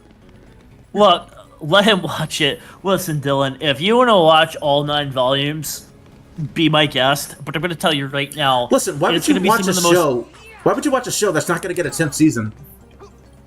Exactly. It ends on a cliff. It's going to end on a cliffhanger. Do you really want to put yourself ends on a cliffhanger. Do you really want to put yourself on that? WB's going under, buddy. But listen, Dylan, it's like if you watching watch Sonic it, Underground. You do realize that there are plenty of things that have cliffhangers that I do think should. Yeah, I was gonna say, what's happening? I will slap whatever you watch it on out of your hand to save you. Then you're paying for $1,000 laptop. Fine, I'll do Disney that. credit a concentration camp in their live-action Mulan film? Yes, they credited a Muslim concentration camp that they filmed by in China. The Phantom's dying anyway, so he's got all the time in the world, and the Phantom is going to attack him. He could be watching anything else. You know what he could be watching instead of that? Listen, he could be watching One Punch Man or when Lucas words it like that, he's got a point. He's got a point. Listen, Dylan, like I said, if you want to watch all 9 volumes to make your own opinion, be my guest. But please. I'm going to tell you right now, I will tell you right now, go into it with low expectations. Because no, that's exactly what it's gonna do. It's like, after everything that I've heard isn't really that bad. That's the kind of thing that I'm gonna go in with. I mean, and we do kind of exaggerate a bit. We do exaggerate. It's the best way I could summarize up Ruby without like going too ham-fisted into it is that Ruby is ultimately mid. It's not. It is not like the most terrible like TV like web series to have ever existed. Honestly, I feel like I'm harsher on it because like I had high expectations and they were dropped so exponentially. But because I'm more forgiving of shit that's bad. I kind of like went into it understanding that like Ruby was like just kind of like okay-ish. After Volume 7 and after Volume 7, my ass, Lucas, it dropped some fucking quality after fucking Volume 3. Volume 4 is where you see it happen. Volume 4 and 5 are literally nothing but fucking exposition and very little action. Also, the fandom says everyone is gay. Yeah, but that's not unique to Ruby. That's not unique to Ruby. They're the most annoying about it, though. They are 100% really fucking annoying about it. But that's the one thing I keep constantly hearing about Ruby is that when it comes to shipping, it's one of the worst. It is absolutely one of the most. It is the fucking. It is literally one of the fucking worst when it comes to shipping. Have you seen the new anniversary episode of Doctor Who that came out? No, I don't watch No. Doctor Who anymore because Doctor Who is not good. It used to be good back when they cared and they weren't trying to fucking pander to a group of people who do not give a shit about the show. I just didn't care. But since Russell T Davis decided that they're gonna fucking start pandering and be biased to the fucking wokies, thinking that's gonna save their show. The only thing I ever saw of Doctor Who was this one clip where they brought Leonardo da Vinci back, and in order to see like his artwork. That's not Leonardo da Vinci. You're not Leonardo da Vinci. Yeah, Van Gogh. That's what it's Van Gogh. If yeah, you guys got okay, take it from somebody who's watched all of Doctor Who. Listen, but new Doctor Who has an excuse because at least it had like a 30-year run before it started getting bad. Doctor Who had Doctor Who's been running since like the 60s. Yep. Doctor Who ran till the 90s, and then the TV series got canceled, and they still had a bunch of media between like the early 90s and like up to 2005 when the series got I think it was 2005. Let me just double check.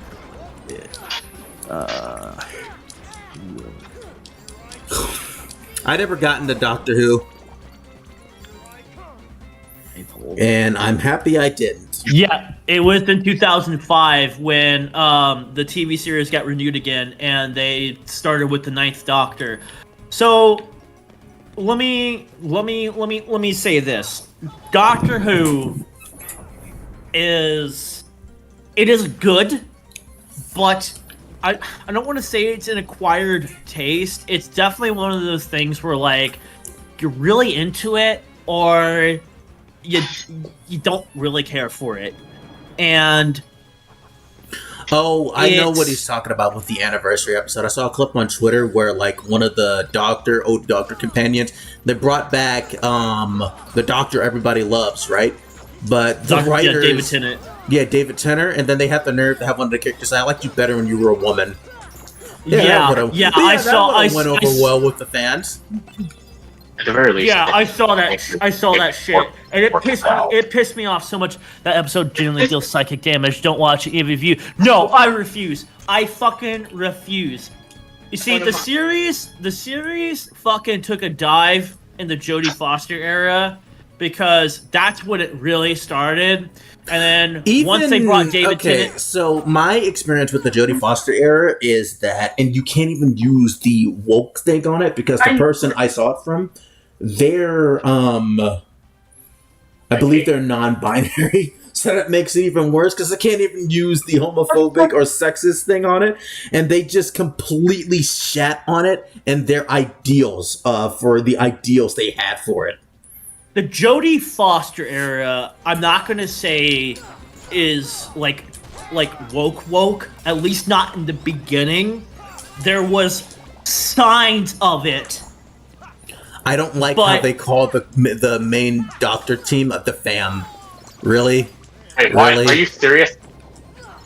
Yeah, it's really Is that where the term came from?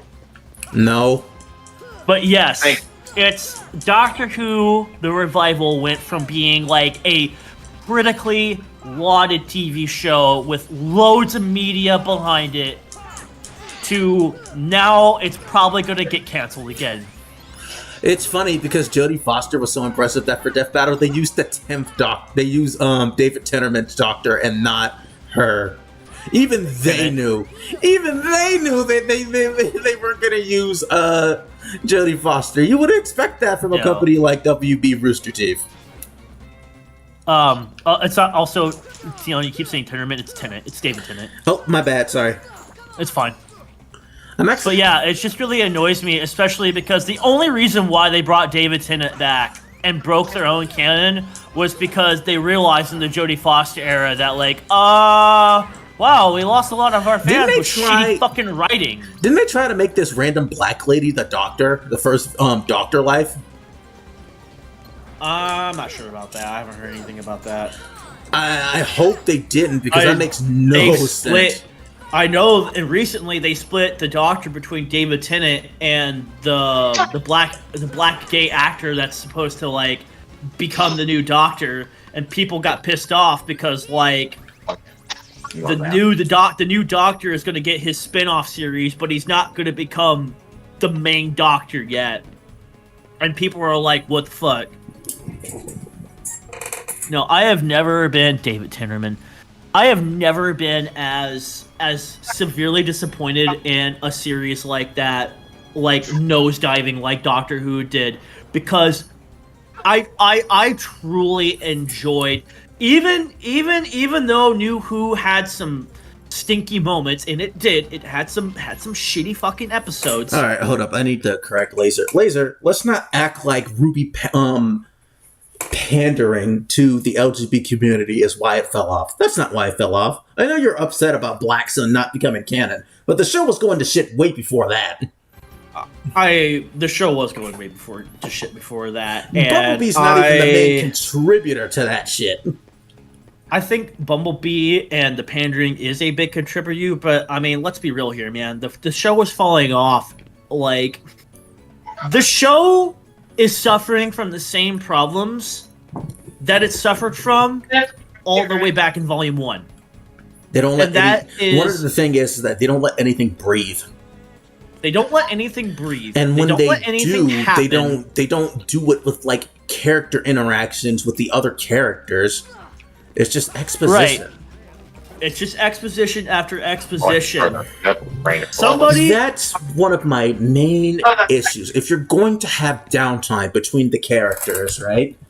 You save the exposition for like at critical but like non-fight moments, right? In my opinion, and then leave the downtime shit not to exposition, but to build character moments between characters. Like, split the characters up. Like, do some rare pairings and shit like that. Come on. I agree. Let these people seem like actual friends.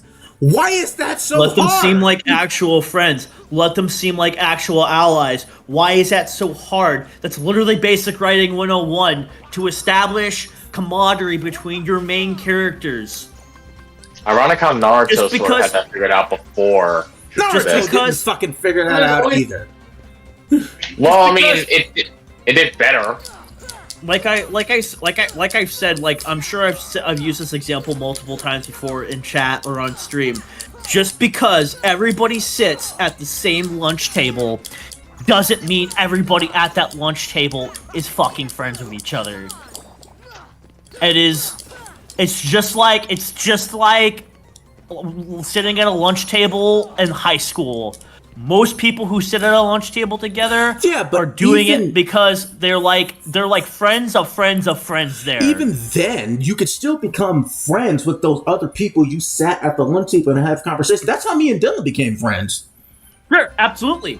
Absolutely, I agree. And they could have used those moments to have them interact with each other, but as it stands, because Rooster Teeth treats making Ruby as a race to the end instead of a journey to be enjoyed. Yeah, I actually want to talk about my own series I'm coming up with, right? Well, first of all, I completely changed directions about how I read the story. Like, the story originally focusing on Soul, not happening anymore. It's focusing on Andrea, who I didn't even originally plan to have as his mother. Like, she was just going to be like an adoptive mother figure, mentor, or something like that. Now she's like actually his mom, and Son, his dad. And how they met, their journeys, their stories, right? Before I integrate Soul in. So now I'm rewriting the series based on them first. Fair enough. Yeah. Somebody really an animator I like to watch. He used to be really into Ruby, and now he's not anymore. And on one of his Q&As, what's that? Slime Goo? No, Mirabelle Studios. I'll link you some of his stuff. He's really funny. Somebody asked on a Q&A, find one. Well, why do you not like Ruben anymore? Because in his latest animations, he had been like dogging on like Ruby Rose. I know who you're talking about. Yeah, and the best way he summed it up is that Ruby was fun at first, and then it wasn't. And he said the best way he could sum it up was that Ruby is a series of them constantly doing things without them accomplishing anything. And I think that is extremely accurate because they go do multiple things, but they don't actually ever accomplish anything. Volume 9 is literally them doing stuff and not accomplishing anything. They don't do anything in Volume 9. There's barely fucking... But that's what I'm saying. That's what he's saying. It's them doing stuff, but not actually doing stuff. Not doing anything relevant. Not doing anything important. Not doing anything that actually accomplishes a goal. I ever said Volume 9 is just a filler volume. Like that whole shit about Ruby learning to pick herself first. We could have did this way better back on Remnant. Exactly. Especially without the fake suicide shit. Yeah. Literally Yang just watches her kill herself.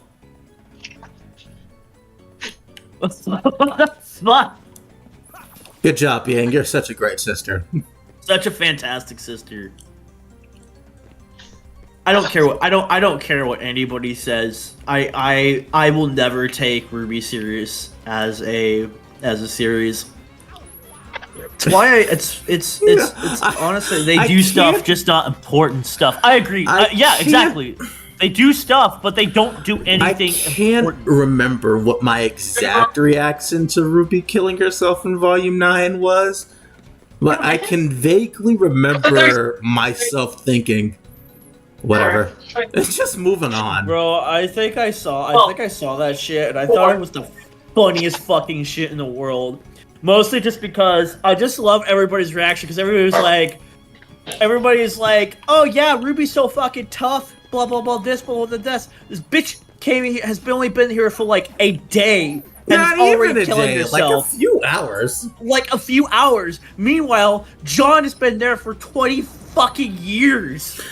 And all he has to say to the Curious Cat is, bring it on, motherfucker. My favorite part is, you ain't gonna break me. You know, we've been waiting like multiple seasons for this Ruby breakdown, and it wasn't even as bad as I thought it would be. No! It was like the equivalent of her being like, and it didn't even last like an episode. She killed herself and came back in the next episode. Yeah, they didn't sit on it that long. Don't fucking worry about it, Dylan. In fact, we're done with this. Don't worry about it. Anyway, man, he's just been ignoring everything we've been fucking saying. But yes, and what I think is so funny is that what Dylan's probably hearing is just like TV static, and then he just heard killing himself, and he's like, huh? Yeah, I'm probably just like, wait, what? Hang on. Yang, yeah, Ruby, Xiao Long. Dude, I still want to make that post where it just turns out this entire time Blake was just calling Sun by his last name. That would be funny. Because like, for real though, Sun Wukong, Sun sounds like it would be the first name. It does. And the thing I find so funny is just that,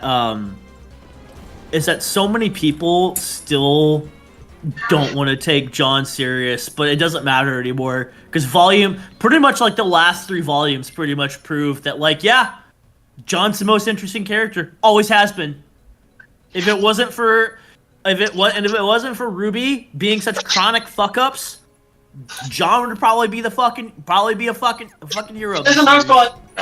Bro, I barely hear anyone talk about part 2 of the Justice League and Ruby thing because John isn't in it. Like, I saw like a few clips, but no one on Tumblr was talking about it. Bro, let me see if I can fucking find it. I sent Inaris this thing. I think I might have posted it in our chat, but I was just on Amazon, and something off the Amazon Prime streaming caught my eye. Where is it at? That's not Like, I got so bored with Ruby, other than the one fic, like, I've actually been changing my priorities from it. Here it is. Because I still find the world interesting. That's the thing. Especially this AU I'm writing.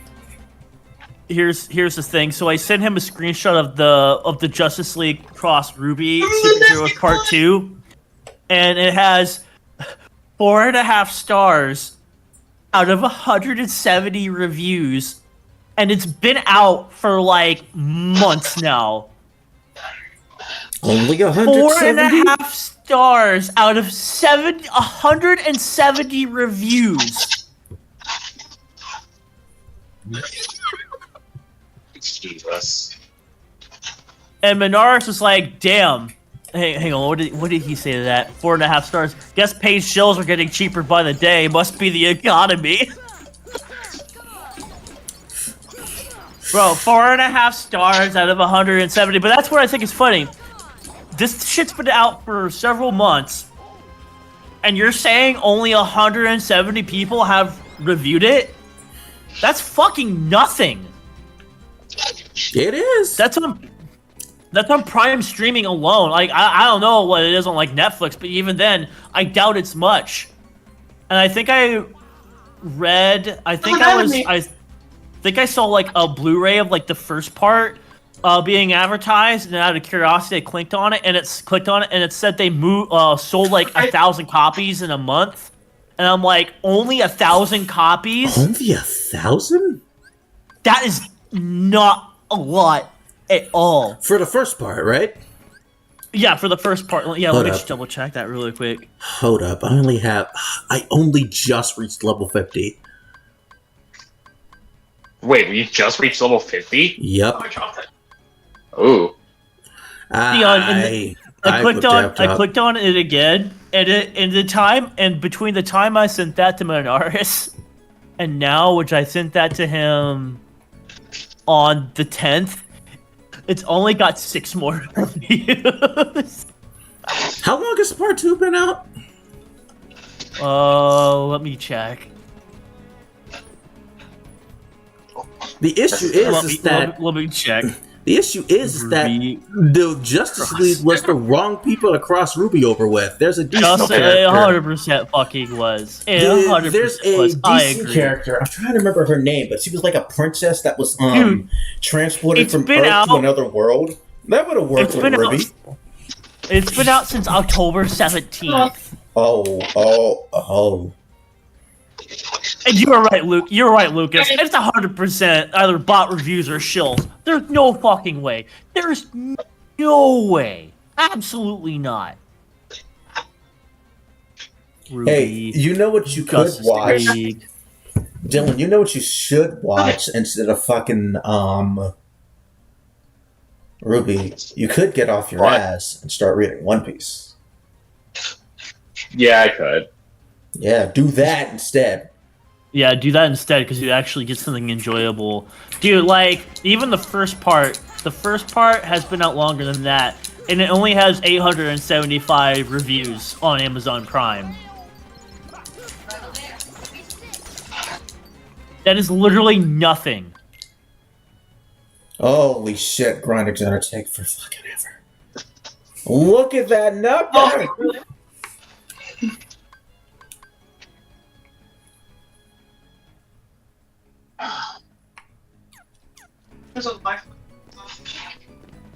It has a 6.1 on IMDb, the second part does.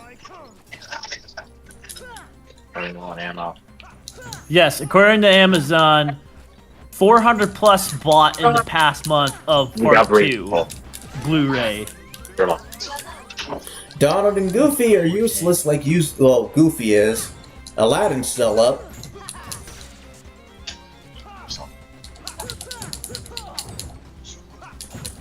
We could just stay here. I am probably going to make another poll later about what Fire Emblem game I play on the channel, because I don't know if I want to go back to Blazing Blade or do a different game. Part 1 Blu-ray, 300 plus bought in the past month. Bro, those numbers are fucking nothing. That's nothing. And they're selling them for like, oh my fucking god, they're selling part 1 on Amazon at 65% off for $8 Blu-ray. Holy fucking shit. And part 2 is being sold for 40% off at $17.89. It's usually $30. Holy fucking shit. 30 to 65% discounts? Oh my god, that speaks for itself.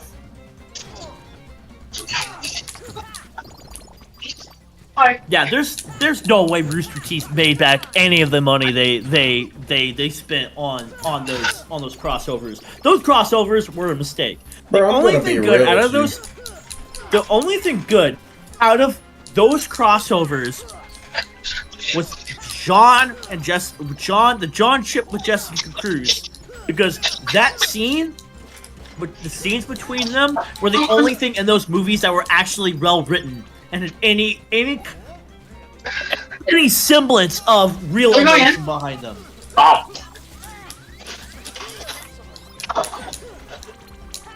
We should have gotten the STRQ prequel. Why? They would have just fucked that up too. Am I the only useful one in this party? I mean, you're the main character, so. Yeah. I mean, why again? Like, why bother, Lucas? They would have fucked that up too. Rooster Teeth cannot to change do the anything. Subject. You remember that guy I told you about? Dude, I can't want it now. C-Rex? Let's do more damage. C-Rex? Yeah.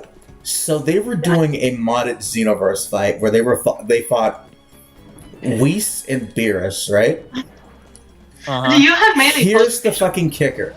So Like, there was a C-Rex was doing his thing where he was getting really, really cocky again. And as soon as he opened his mouth, Beerus landed his ultimate and Hakai'd him. Now, he didn't just kill him. He completely erased the character from existence. You couldn't revive him. There was no body. Nothing. He was gone. No. And you know what? I'll give you that, Lucas. At least people were asking for it instead of a crossover nobody wanted or asked for. Have you ever heard about the second season of Halo show nobody asked for? Wait, they're making a second season? Yes, they're making a second season. Why? They're making a second season. I don't know why. Because I hate money. Isn't that the one where Cortana takes over John's body? Granted, they did say they were using different writers this time. Sure, that's... Yeah, because that's totally going to change it. That's totally No, going it's to make not it totally going to change it, but there might be hope.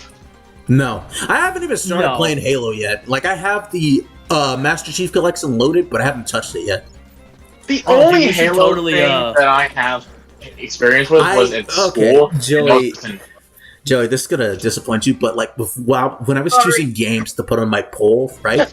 BioShock and Halo Combat Evolve was on there, right?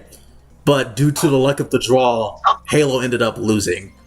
So there was a chance.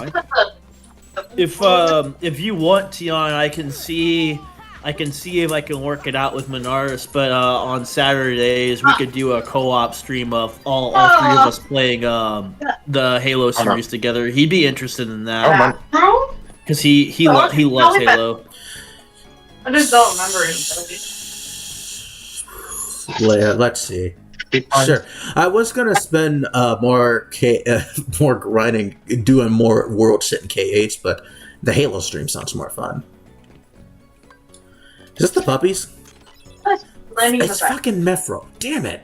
Anyway, sorry for going on such a tangent about Ruby. It's just, it really does annoy me, and there's a reason why I don't really shitpost about it anymore. It's just because I've just lost a significant amount of interest in it. I'm mostly probably gonna shitpost Persona, Kingdom Hearts, all that shit now.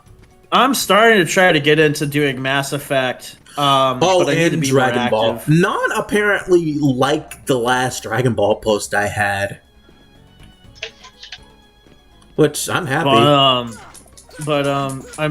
I'm not just tired. Like, not only am I just tired of like the series itself, but I'm also just tired of, like, if you just go on Tumblr, man, it seems like everybody now is just doing the same uncreative shit post.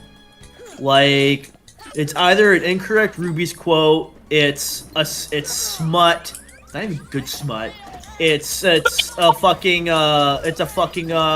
John's pelvis is gonna break joke, which was never funny to begin with. It is literally like the 2020s version of John in a fucking dress joke.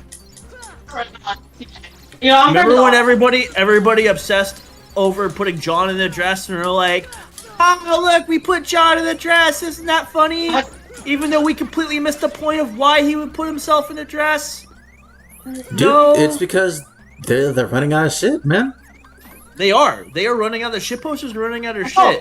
And like every time I think to myself, oi oi, shit posting, mithril, shit talking.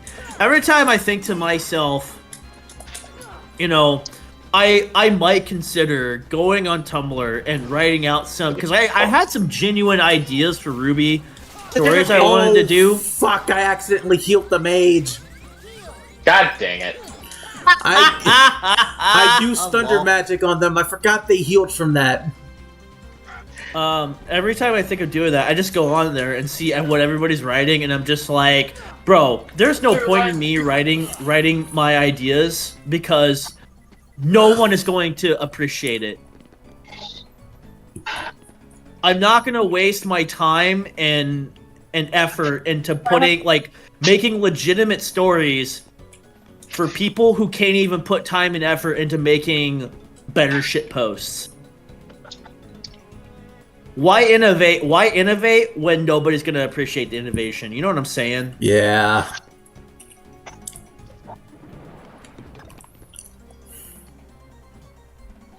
Where the hell? And the sooner the sooner that Rooster Teeth can finally fucking die and Ruby can go away, the fucking better. Because I'm so fucking tired of seeing it. Or they have to stay right there. I'm honestly thinking about moving to more Sonic stuff too. I've already and like the Spider-Man stuff I told you about. Oh, come on, Joey. No, you gotta admit that all I had was that first scene, but it's a really good starting scene, you know? Different from like how most people would write Peter as like being instantly accepting of being a teacher. No, yeah, that what you were talking about. Yeah, I could totally see that. I could totally see Peter like, yeah, nah. All right, Chris. I can see you in the. See ya. No, he's coming into the chat soon. He just got home from work. I'm on a small Ruby post hiatus for Tumblr too. I've been meaning to do more of Neo X-Cure, Kid Claudia and her adventures. And you know, I mean, if you still want to post, I'm sure Midjourney trainers would appreciate your innovation very much. Fuck you. It's not that kind of innovation. No, my stories are like the stories I wanted to do were like legitimate, like written out, not in script stories, and I had some pretty fun ideas. I am so more invested in my Fire Emblem fic and other shit that I'm actually getting a comic done for the first the first chapter of the branching my Fire Emblem fic. But no, I need to stop making excuses and just sit down and write the Mass Effect fic I want to write. I'm thinking about making a full shit post of Hey guys, the shit post I post. Yeah, Haspin Hotel's trending. I wonder why. Wait, what? Yeah, gee, I wonder why. I wonder why. Oh. I wonder why Haspin.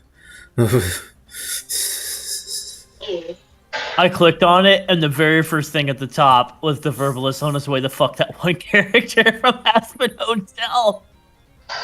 He just saw the verbalist bankrupt because of it. Like I said, I'm gonna go. Just saw the Verbalace Has-Been Hotel But I video. want to. Oh. Wait. Oh, I'm fucking putting this in chat, bro. I will never get over that. But then we're gonna be leaving too. That's what's good.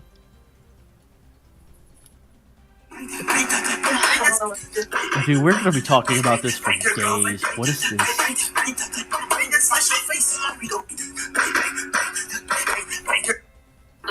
What is that? One of his videos. Oh my god. Hang on. Me and my... Hang on, Let's see what what is this? How much? 50K.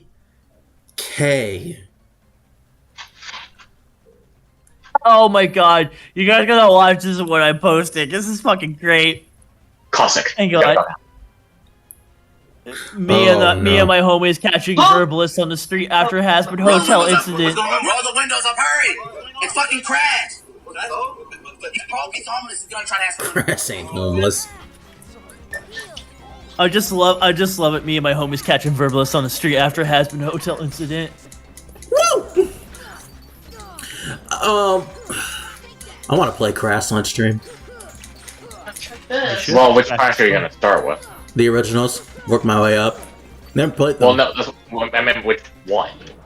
The original Crash games. That's what, like the OG. 1, 2, or 3? What? Stupid? The fuck? Okay. Are you gonna do the remix? No, the original first. I've never played them. Don't do the original.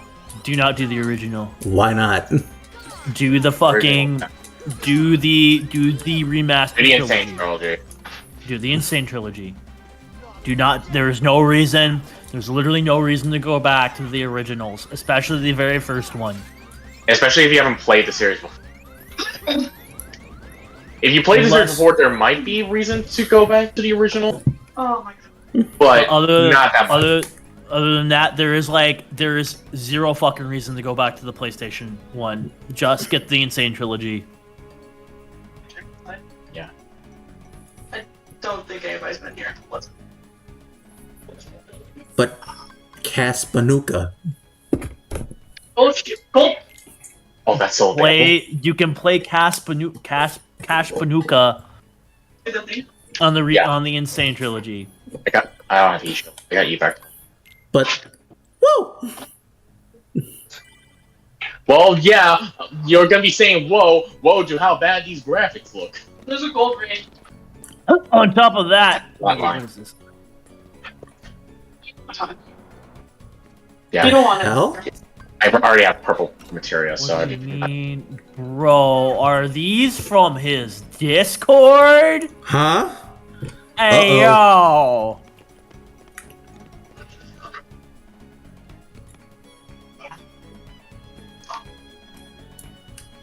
I still need blue material. What do you mean he commissioned them? Commissioned him? Verbalists himself commissioned this. When I first thought, I thought, oh man, Verbs would probably be uncomfortable. But no, he's the reason why this shit exists, and that's funny as fuck. I wonder what Vizzypop thinks of this. It would be the funniest thing if she just went nope and decided not to do anything. Just write it out. That's the best thing she could do. Just write it out. Thank you, don't do any of that. Bruh, man paid 50. Mechanically, he is married with Pilot Charlie, and Vaggie passed to the throws a brick at the window. That's fine. 50K. I will never forget that. K. Oh, he reposts Andrew Tate too. Oh god. Oh, I got blue material. Oh. Thank Lord. Verbalist after leaving Cartoon Beatbox Battle Derelict and using 50K in revenue just to fucking Has-Been Hotel character. Bro, these fucking posts on Twitter are fucking peak. Already all in. Me looking at the universe where that one guy never told Verbalist about Has-Been Hotel in 2021. I'm looking at the AMV right now. This is terrible. It's fucking awful. It is god awful. This is just really unfucking comfortable.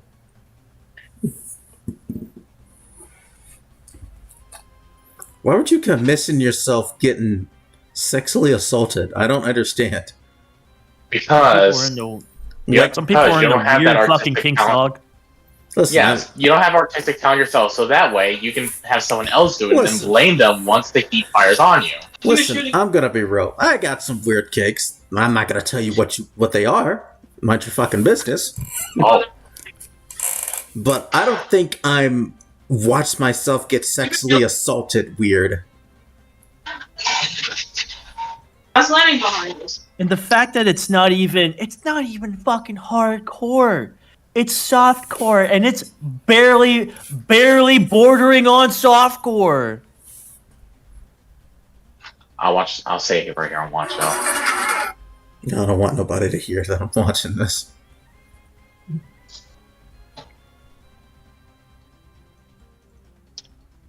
There's a Nessie.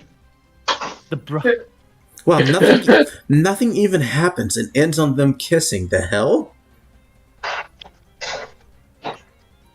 I cannot stop posting these shit posts because they're all fucking hilarious, and they're all using his beat. They're all using stuff from his beatbox stuff. Oh, the funniest thing is that the actual show is available to watch.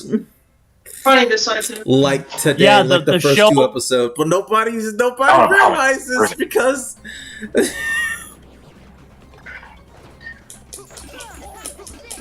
There's a blue one.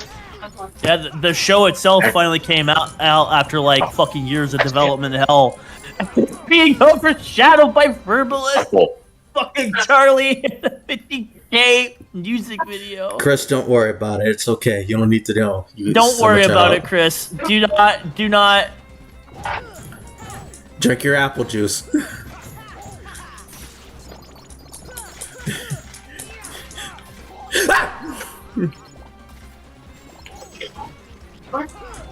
Same thought.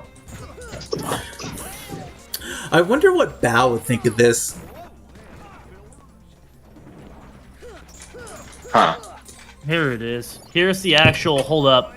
I found like the actual AMV. I found it too. The one I was just watching the it. one across. posting it in the chat. Would you say? I said, I wonder what Bao would think of this level of Bao would honestly be fucking blown away by how fucking down bad this guy is. Because they're over on that side. Out of context Western porn.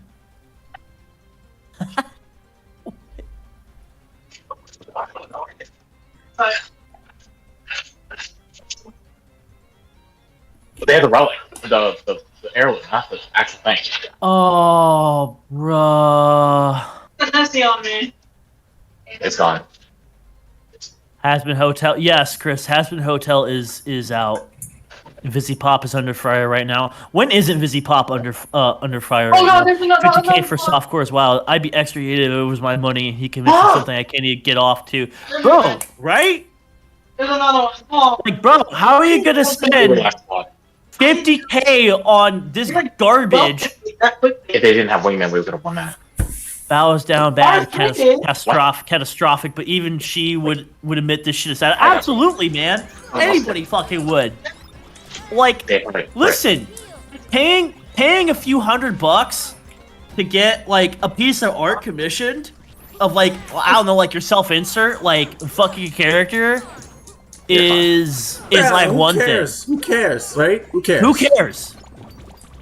Like paying like, I don't know, like, you know, a few $100, maybe close to like $1,000 to get like, you know, a decent animation. You know, maybe a little kind of, I don't want to say excessive, but you know, like, hey man, you know, that's your money, and if you want to do it, that's fine. But 50 for something that's not even hardcore, and it's like 3 minutes, like not even 3 minutes. Not even, barely over 2 minutes. I can't get over that. It's like every time I think about it, my mind just goes back to 50K? 50K. 50K, and it doesn't even look like 50K went into it. For a video that had 50K sunk into it, it looks pretty fucking mid. Terrible animation. Hey, I'm just sitting here wondering, like, man, what would you put 50K into if you had an animation of your? And he made it public and didn't keep it to himself. I know. She's under fire. Oh, yay. She's under fire because the voodoo religion didn't approve of Alistair being the embodiment of voodoo. When I think I agree, she fucked up on was using actual symbols. huh? That's what Vizzy Pop's under fire for right now. I mean, okay. I don't care. I don't give a fuck. It sounds like a problem for people who are practitioners of voodoo and. I landed in lava. So do they not like Chucky because of that? Yeah, exactly. Right here! That's the monster! I want to protect you. Dude, you did the dumb. I'm in lava, so I'm already. Speaking of Chucky, I saw the funniest shit on his show. What's that? Turns out, you know that god he cries out to whenever he's trying to possess somebody? Uh-huh. He abandoned him. Like, he straight up abandoned Chucky. He's aging and dying now. Interesting. The funniest thing, though, is that he went to a actual witch doctor to get tested. I've heard that show is pretty good. I've only seen clips. Now, But it seems granted, pretty I've funny. never seen the movies, and I know like the first two are really good, and then like kind of up and down between the sequels, and that the recent two ones were pretty good. But I've heard a lot of people say that the TV shows. The pretty only good. ones I fully watched was the one with Mark Hamill with like Dylan and the others.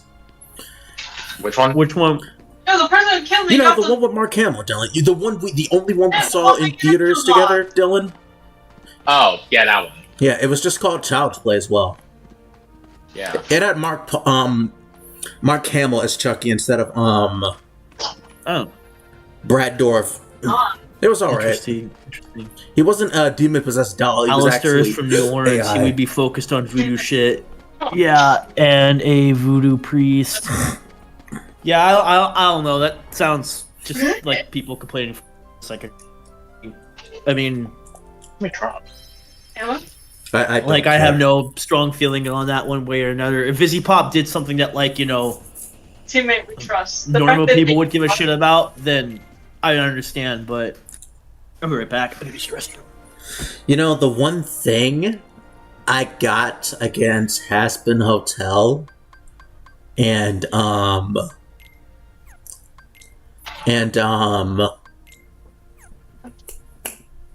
Hell of a Boss is,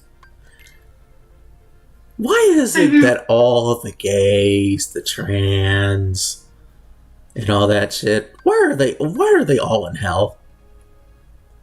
You know what?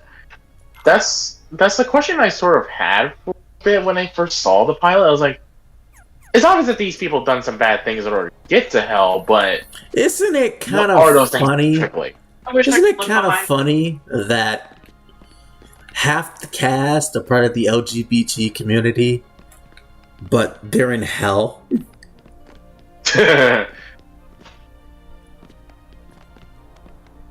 I think You trying that's to? part of the message as well. Are you trying to tell us something, Vibsy?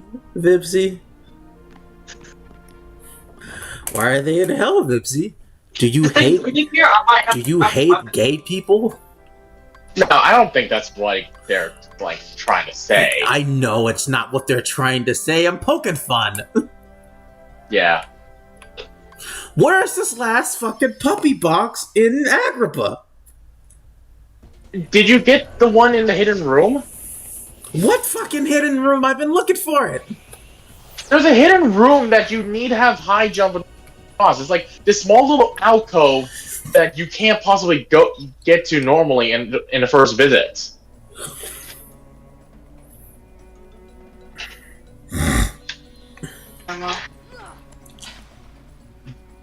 It's like you had to push a block down there in order to do it. I think I did that. I think I pushed 2 blocks. Yeah, you push 2 blocks, and they should have made platforms that you can high jump towards. Dude, I got. You know, I was trying to grab the.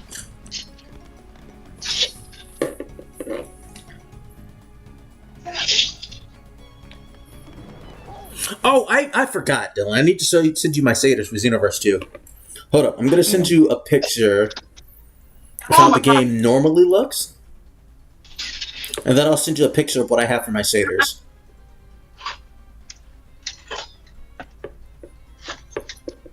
Careful. There's no extra heavy. No, there was no heavy ammo, period.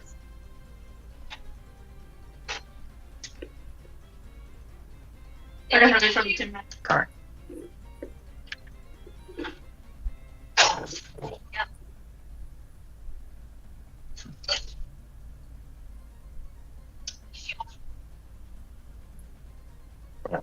They're over.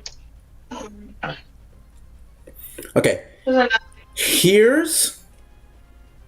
I suck with this. Go back. Alright, hold up. Where are you? There you are. Here's how a normal model looks.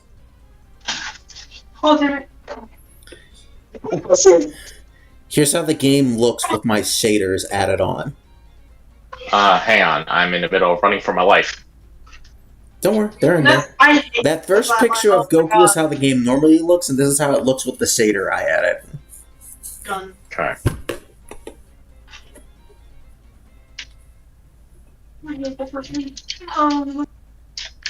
I grabbed the prowler. I have a gold mag. Never mind. I'm dumping this. Found it. Next to the plot line. I need materia. They're in hell for reasons beyond that, but that slutty character in House when that's all white, it's because he was a hooker and a prostitute and dealer in life. They're actually all acting like how they were on Earth. Well, I mean, yeah, of course they would act like how they were. But it's the same personality. You're telling me that if you go to hell, your personality changes completely? Yeah, of course not.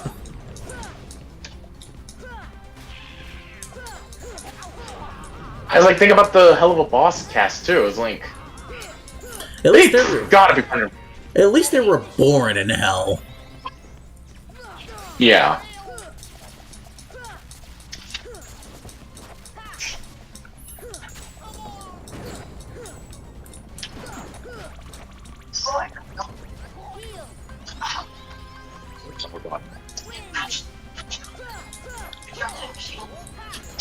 Tots, when are you planning on playing Mass Effect 3? If you fucking voted, you probably could have gotten Mass Effect 3.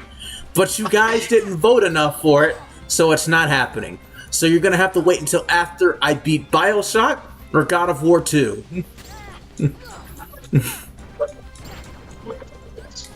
Got no one to blame. Put yourselves and your fellow voters.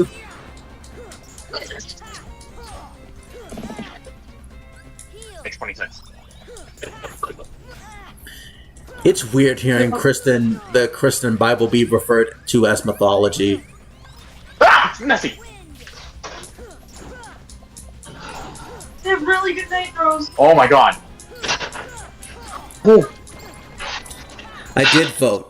It said 50. 50! Oh, well, sorry, Chris, but based off of what I'm seeing, hold up, I have to get on here right now. In my community, it says that Mass Effect only got 21 votes on YouTube. And let me go to my X real quick to see how many votes it got on there.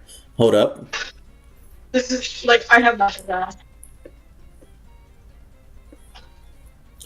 On X, it only got 14%. Oh no. Oh.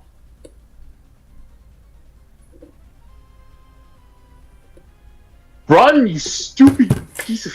You didn't dream hard enough, Chris. I'm sorry. Ah!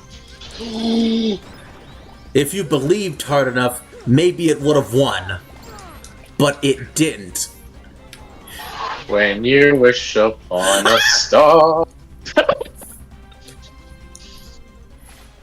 Okay, that's kind of funny. I don't use X out of spite. It didn't matter because Bioshock won on X.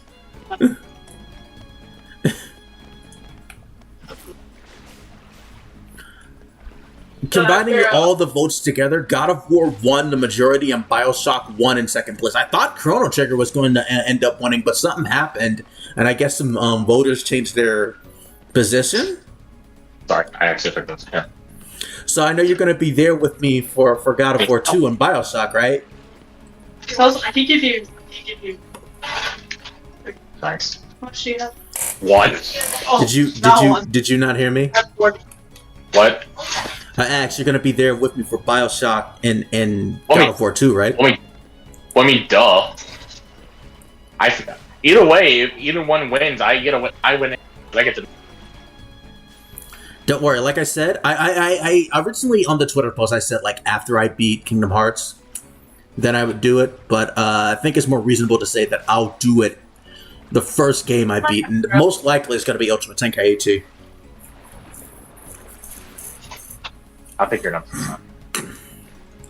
Or Flatline, whichever one you get rid of. I'll give you my flat. Alright. Need ammo? Yeah. When you wish upon a star, make no difference who you are. Oh, Star to me.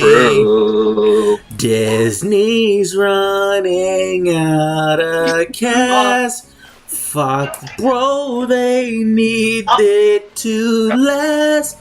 Disney sucks dick, we all knew.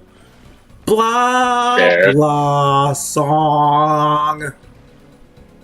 Red, green, purple. Where the frick is blue materia? Did you know there's a cover of... No, I need another purple.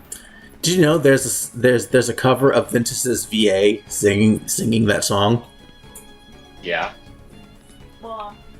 At least every single one of the Huh?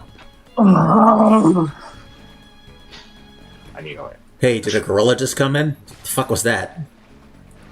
It was me, bitch. They're behind. They're landing on you. Hey, so like, are you gonna spend all your entire stream like just fucking around in Agrabah, or what are you trying to accomplish? I'm trying to find the last fucking puppy chest for the Dalmatians.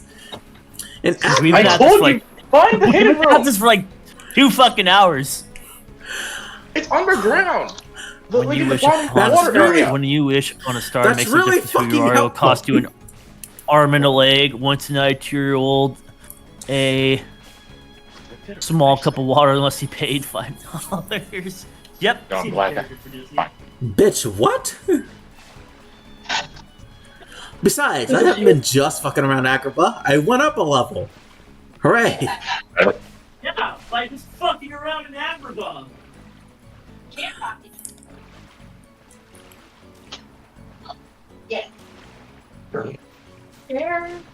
Besides, I wasn't only in Agrabah for the entire stream. I was in Deep Jungle a bit. I spent some time in Traverse Town. I was in Olympus Coliseum for like a few seconds. See? Variety! Damn it.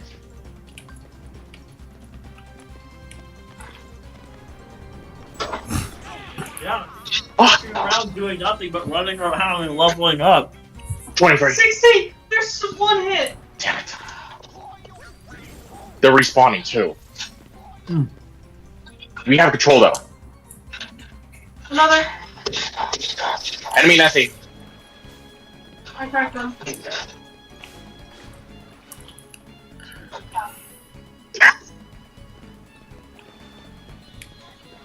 We can't stay in this building though. Can you believe it? Blake is this many days away. And we gotta get back on the ship. 15 minutes. Hold on, I'm gonna get Aladdin. Maybe he can help. Like I said, you need I think you need a boo because it's probably in the water that you need to use his thing. That's fucking dumb. What? Goofy, get out of my face. Why don't you take? Did anyone take my 3x? I thought I had one. Kinda looking at him. Disney removed all water fountains? What? Wait, hold up. Yeah. Why? Disney! Why Yeah, are you so mean, Disney? Why is Disney so mean? I don't know. Why do they hate everyone? I don't know. Why is the symbol of children's joy all around the world dictator? Your vote is will always be second to the guy who made Baby Yoda. Yep. They're fighting right now. How does that make you feel? Do you feel sad? We have to do this. And Are we you have to do feeling it angry? now. Is that it? Fool! Fine, You dude. don't know Yes, I'm what feeling humiliation means! Oh god.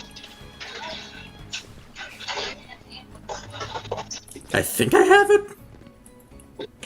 Oh. Oh. Wait, no. It's still... No Rising response. attack. Nothing's happening. If it's supposed to be this, then... Brenda. Yeah, that's hot.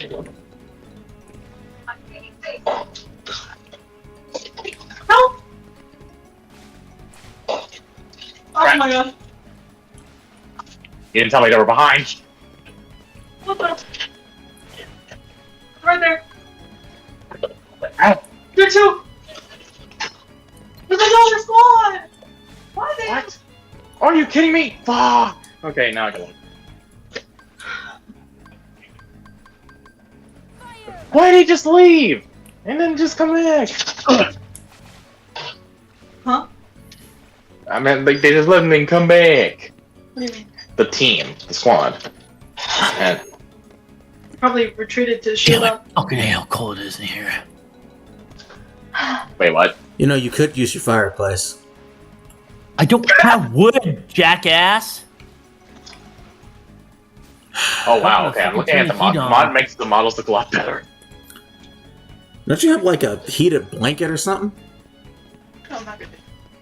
Do you know who has heated blankets? People with money. Oh no, wait, Alpha's coming in. We won't be able to do another match. I don't know where they are. I went to the hidden room like you told me. There's a hidden room. Okay, then check the treasure room. I was in there, and I swear to God, if they're fucking in there, I'm gonna lose my shit. There's one on top of a pile of treasure, it says. Because I went in that room like 2 different times. Okay, let me read to you again the puppies in Monstro. The first one is on the highest ledge in the southwest corner near the palace gates. You need high jump for it. I'm 100% sure I got the... I can't say Okay. 100%. I can't say 100%. At this point, I don't think you can have the right to say 100% anymore. Buddy, I'm already in the Cave of Wonders. I'm in the Lion's Mouth. I'm in its... I'm in the taints. I think I figured. Simba's looking at me funny because he thought I entered his dad's mouth. This hurts, man.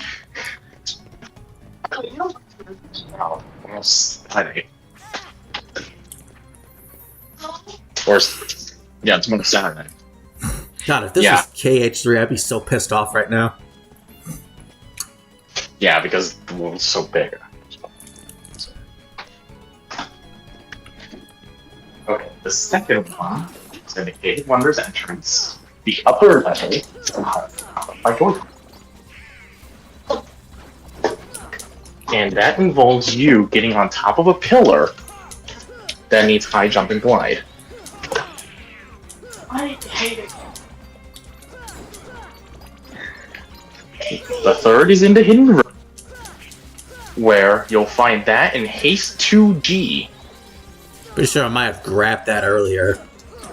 Okay, and the final one remember. is in the treasure room, on top of a pile of treasure in the south. I did my homework. You haven't done your homework yet? I pretty much already.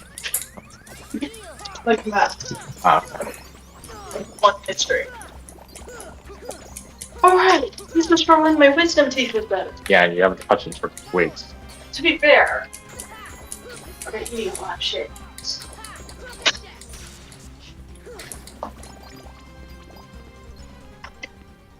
I forgot to finish my protein shit.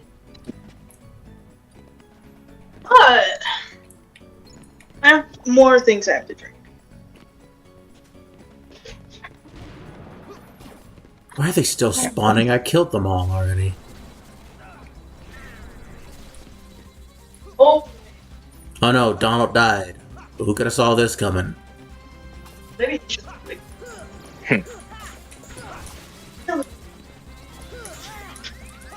Look at him. He just farted. I'm sorry. I'm sorry, but I can't. Good job for saying that right into the mic. I felt. Do you know what it felt like? He just curled up and then released. Hey, is the song still stuck in your head? What? Joey, is the song still stuck in your head? What? Is that song still stuck in your head? No, it's not. What song? Don't worry about it. Don't worry Are you about talking it. about that stupid Unsonic song that you told me about No. last time? Oh wait, Don't did worry you about it. did you actually go and find it? No, Oh, why not? I don't care. But it's a good song.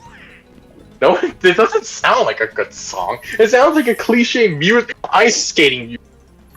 I mean, it represents the early 2000s of Sonic culture. Well, a What late, song? you know, it's song? this fan-made song. There's not a lot of lyrics to it, but it just goes, "They call me Sonic, 'cause I am faster than sound. I keep on bouncing around." Something like that. Huh. There's like, Never heard of it. Are you am I crazy? Because I feel like there's so many versions of it. what I mean. Yeah, some. That's it? Go on. I'm going to the palace gates. Ew. Ew. Oh. Give me my balls. And if they're not there, I'm just going to assume they don't exist and that Nomura's trolling me. And Or that you probably already got them and you just didn't realize it. there's only 3 left on the world.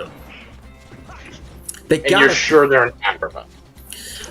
The fucking book says they're in Agrabah.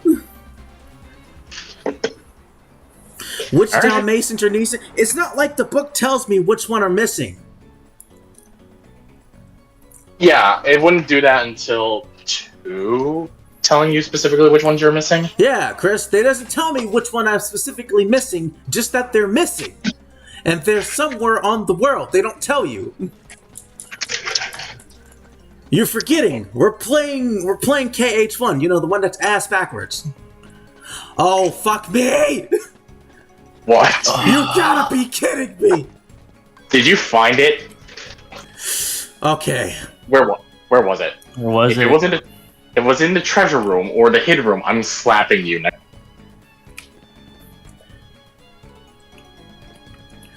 No, what was in that? You're kidding me.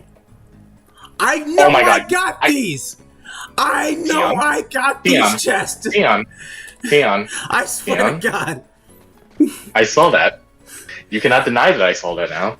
I'm definitely slapping you now. You told me you were 100% certain. No, I said I can't say that for sure. But I'm pretty sure I got these the first, last session. I swear I came in this area and I got these chests. Did I Okay, not? Maybe I didn't save. Okay, here's the thing. Did you die? Oh, yeah. You should have gotten the chest after you beat the pot scorpion. Yeah, so that's all of Agrabah. You Yeah, had it only took you. It only took you 2 hours. It didn't take You me had 2 them. hours. It took me an hour. okay. That's So not I better. had them, but I died You to lost. pot. Yeah, I fucking died to pot centipede or something and lost them. You are ridiculous sometimes.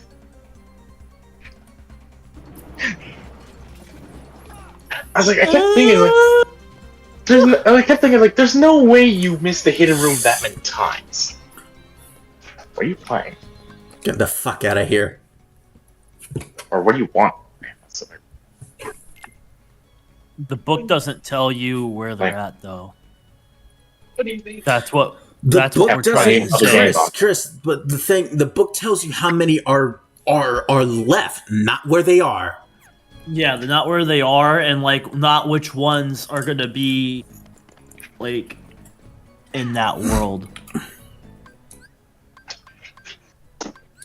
I'm going back to Travis John. I better get something out of these damn dogs. Fuck it. I'm gonna turn the heat on. I'm too damn cold. What is the temperature over there? What do you mean? At Wait. his. Way too damn cold. 14 degrees. Jesus, Jesus. Christ!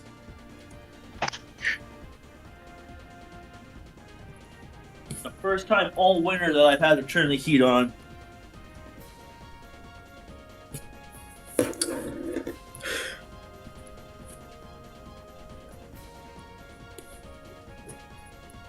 Oh my god. Well, okay. Now that you have all the Dalmatians, you get Aeroga. I don't have all of them. I still got some in I think Monstro. I didn't get any chest in Monstro because I just wanted to get that world through. Even though it's one of the smallest worlds in the game. Yeah, I just didn't like the boss fight, and I just wanted to get it done as soon as possible. Well, don't worry, because you literally cannot miss any of the chests if you have a good view of the camera. Yeah, I have 9 in Monstro, 9 in Neverland, and 6 in Hollow Bastion. There's 12 left. You know, ironic how you're missing more in the smallest worlds in the game. I didn't really explore, I'll admit. Hollow Bastion, I can understand that taking a while, because honestly, I don't remember finding it easy. I think I accidentally came across some Dalmatians in Hollow Bastion last session. While you were trying to get the Royal Crown. No, when I was trying to get Oblivion, and then I got my ass kicked, and then realized I should probably come back later when I'm stronger.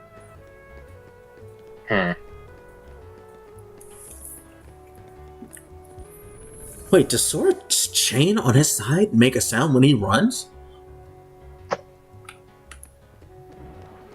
Tiana, why don't you repeat what you just said? It's a PS2 game. I wouldn't expect that kind of sound design, you know what I'm saying? You're telling me this entire time you've been running, you did not chains. No, I didn't fucking hear, because I wasn't paying attention at first. I was either How talking much to you are guys. you not paying attention? I was either talking to you guys or the music was blaring over it. Oh, it doesn't blare over. You can still hear even music.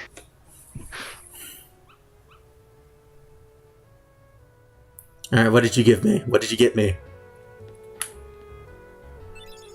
Oh, a Mega Elixir. I was really hoping for a new spell, but thanks. I appreciate it. Thank you. I mean, a Mega Elixir is still good. Yeah, but that's not what I wanted. Look, if you can't make them normally, then you might as well get what you get. Sure, I'll use it during the final battle. I'm going to use the exact same strategy I had during my first stream. Just fucking wail on Ansem till his dick-faced nose dies. The book says the number... Chris, I don't think you realize what the problem was. The problem wasn't the number of Dalmatians. The problem was that he forgot that he died. No, the problem was finding the Dalmatians. Yeah, it doesn't matter. It doesn't matter what numbers they are. Because I knew... The guy says the number. The book says the number.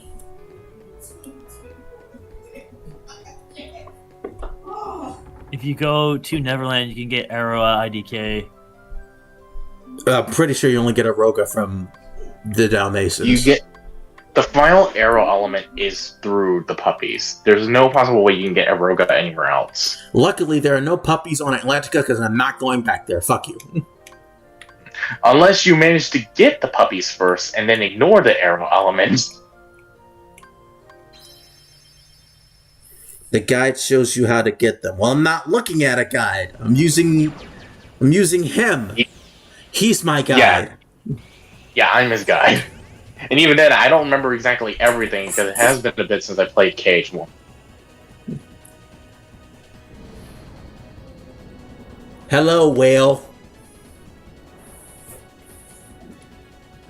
Can we skip this damn cutscene? Just eat me already. I'm kind of surprised that it doesn't let you. Or more importantly, that you have to basically select monster just to even get a chance, be able to go in him. Second level Arrow is at Neverland. Yeah, you need to get Yellow Trinity in order to get it. Oh, that's what you meant. I didn't get that yet. Shit. Yeah, you can't get Aurora that early on unless you, at least I think until you beat Neverland first and then go back. Well, I'll be going back there after I get some chest here. Now that I have high jump and glide, it should be easier.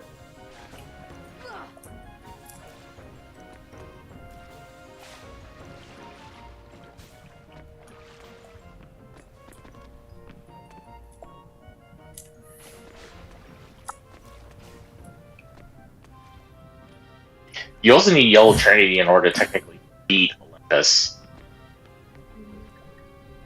Huh? You need Yellow Trinity in order to beat Olympus. Okay. You remember that block that Sora tried to push on his own? Oh yeah, I think I already pushed it. Yeah, and you seal the heal, and that's how you get the Olympia. Which is absolutely broken against Dark Riku. Do I have it? If you don't have Olympia, then you didn't do it yet. Nope, sure don't. Okay, you didn't do it yet. Did you get Lady Luck? Nope, sure don't. Okay, Lady Luck is with a white Trinity in Wonderland. I'm not going back there. And it's not really that good of a Keyblade anyway. I'm surprised to give it to you that late, considering how it's pretty mid. And it's not a bad one, but if you already have stuff like, say, the Olympus Keyblades, then or you're good. Earthkeeper? Yeah. I can't wait to get the two. But since I feel like being a cucking douchebag, I'm going to stream the entire compilation of Final Fantasy VII before I get the KH2. I mean, after all, you need to advance how Cloud's story works. Yeah, and before I get the KH, I'm going to stream Rechain, and then before I do KH2, I'm going to do full Final Fantasy X games. And then you're going to do 358 Days over 2. Oh yeah. I'm going to do that before I do KH2. After all, we need to figure out the whole purpose of the mysterious character at the end of Recon. Actually, would it be better to do 365 days before or after KH2? If you want to go in terms of plot relevance, it would be before. If you want to give more emphasis to Roxas, then after. I'll probably do it after. I don't even like 365 days. Go get him, though! So Johnny talked about his views on Sonic Prime, and he said it should have been a 90-minute movie. And based on what I've seen, I'm inclined to agree. Yeah. The fact that it's supposed to take place, like, after Sonic Advance 3 pisses me off to levels you cannot understate. Ian Flynn said that, and it makes the show make even less sense. Because if it takes place after Sonic Advance 3, then how come Sonic was like a metal me when he saw that metal Sonic? Huh? How come he's acting so immature compared to other versions? Wait, so you mean to tell me that it actually does canonically take place after Advance 3? Yes, of all things. Okay, well then, what about Tails and Knuckles and Amy and Rouge? Rouge wasn't anywhere in Advance 3. You're right. She was fucking off doing something else. Well, actually, hang on. Unless you include Sonic Battle, No. which supposedly ties into 3, then maybe it could make sense. No, it still doesn't make sense because of Sonic's attitude and overall reaction to stuff. True.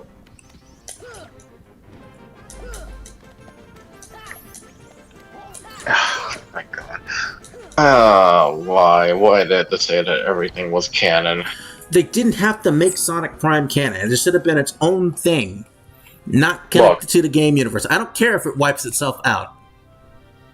Look, that's the whole thing that I thought Sonic Prime was going to be. This alternate reality kind of thing. Considering how it plays with the ideas of alternate dimensions. Like, that's the entire gimmick. None of these stories could actually be canon, but imagine if canon. Like, that could be what could happen in this scenario compared to another. Alternate dimensions have that possibility of not being canon because there's so many possibilities out there. You know what? After all, and that's why I wasn't so hard on it, because I was like, okay, whatever, this is just an alternate thing, and it just ties into this, like, alternate canon. But no, they just had to ruin it by saying, nah, this is directly after Advance 3. He also did sprite animation for the show, and it was really fucking bad. Like, I've seen Wait, they did right? Yeah, sprite animation, and it was like with really bad sprites. They didn't even use the Sonic Advance sprites, you know? They tried to use these mix-max of like the classic and modern designs, and it looked really fucking bad. If you have a link to it, show me. I'll show you. Like, I've seen YouTube sprite videos look better. Like S&B Bros. Give me 1 sec. I gotta find it.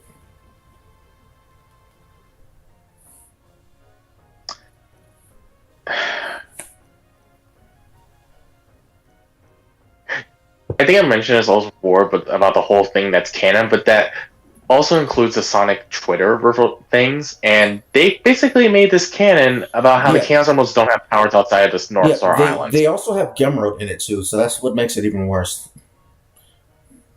Wait, they have G-Merle in Sonic Prime? Yep. Kinda.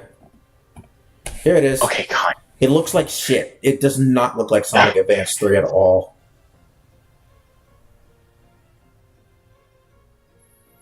Seriously, this show has a bigger budget than like something like Super Mario Bros. Z or anything like that. Why is the sprite animation so shitty? Bro, this is like from like original. This is like from like Sega Genesis era, like Sonic. Dude, it's supposed to be Sonic Advance though, like the GBA. Like, I hate the sprite design so much. The green eyes on classic Sonic, the classic Sonic bot looks awful. Why is it so choppy?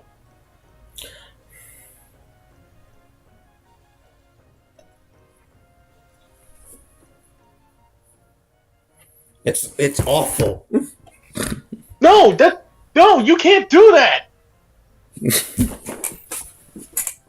No. I'm actually. I did not see season 2 yet. I'm already not having faith in season 2. Season 1 was alright. Season 3. At least in my opinion. Wait, that's season 3? Yep. Oh, God. I don't even want to watch this show with you guys. I'll probably just watch it on my own and then give my opinion later.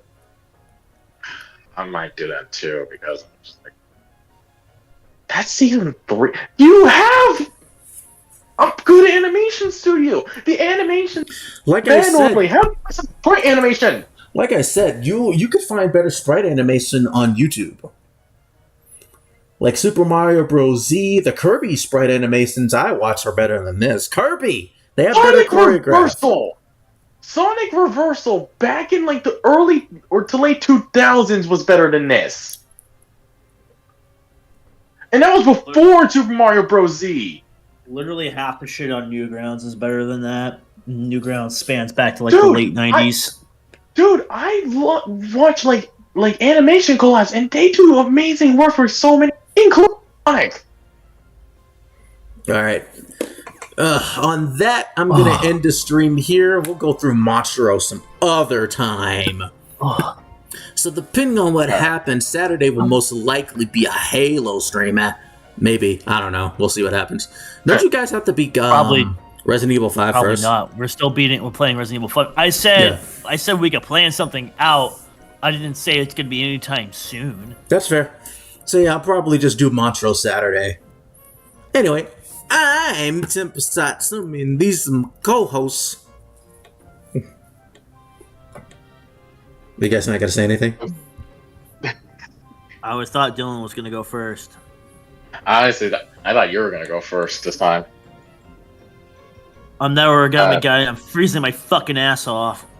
I'm Luxacora, and I'm face palming at the thought of what season 3 is gonna be like. And have a good, lovely night. Nice 3-hour stream, guys. Farewell. 50K, First, baby. everyone. 50K.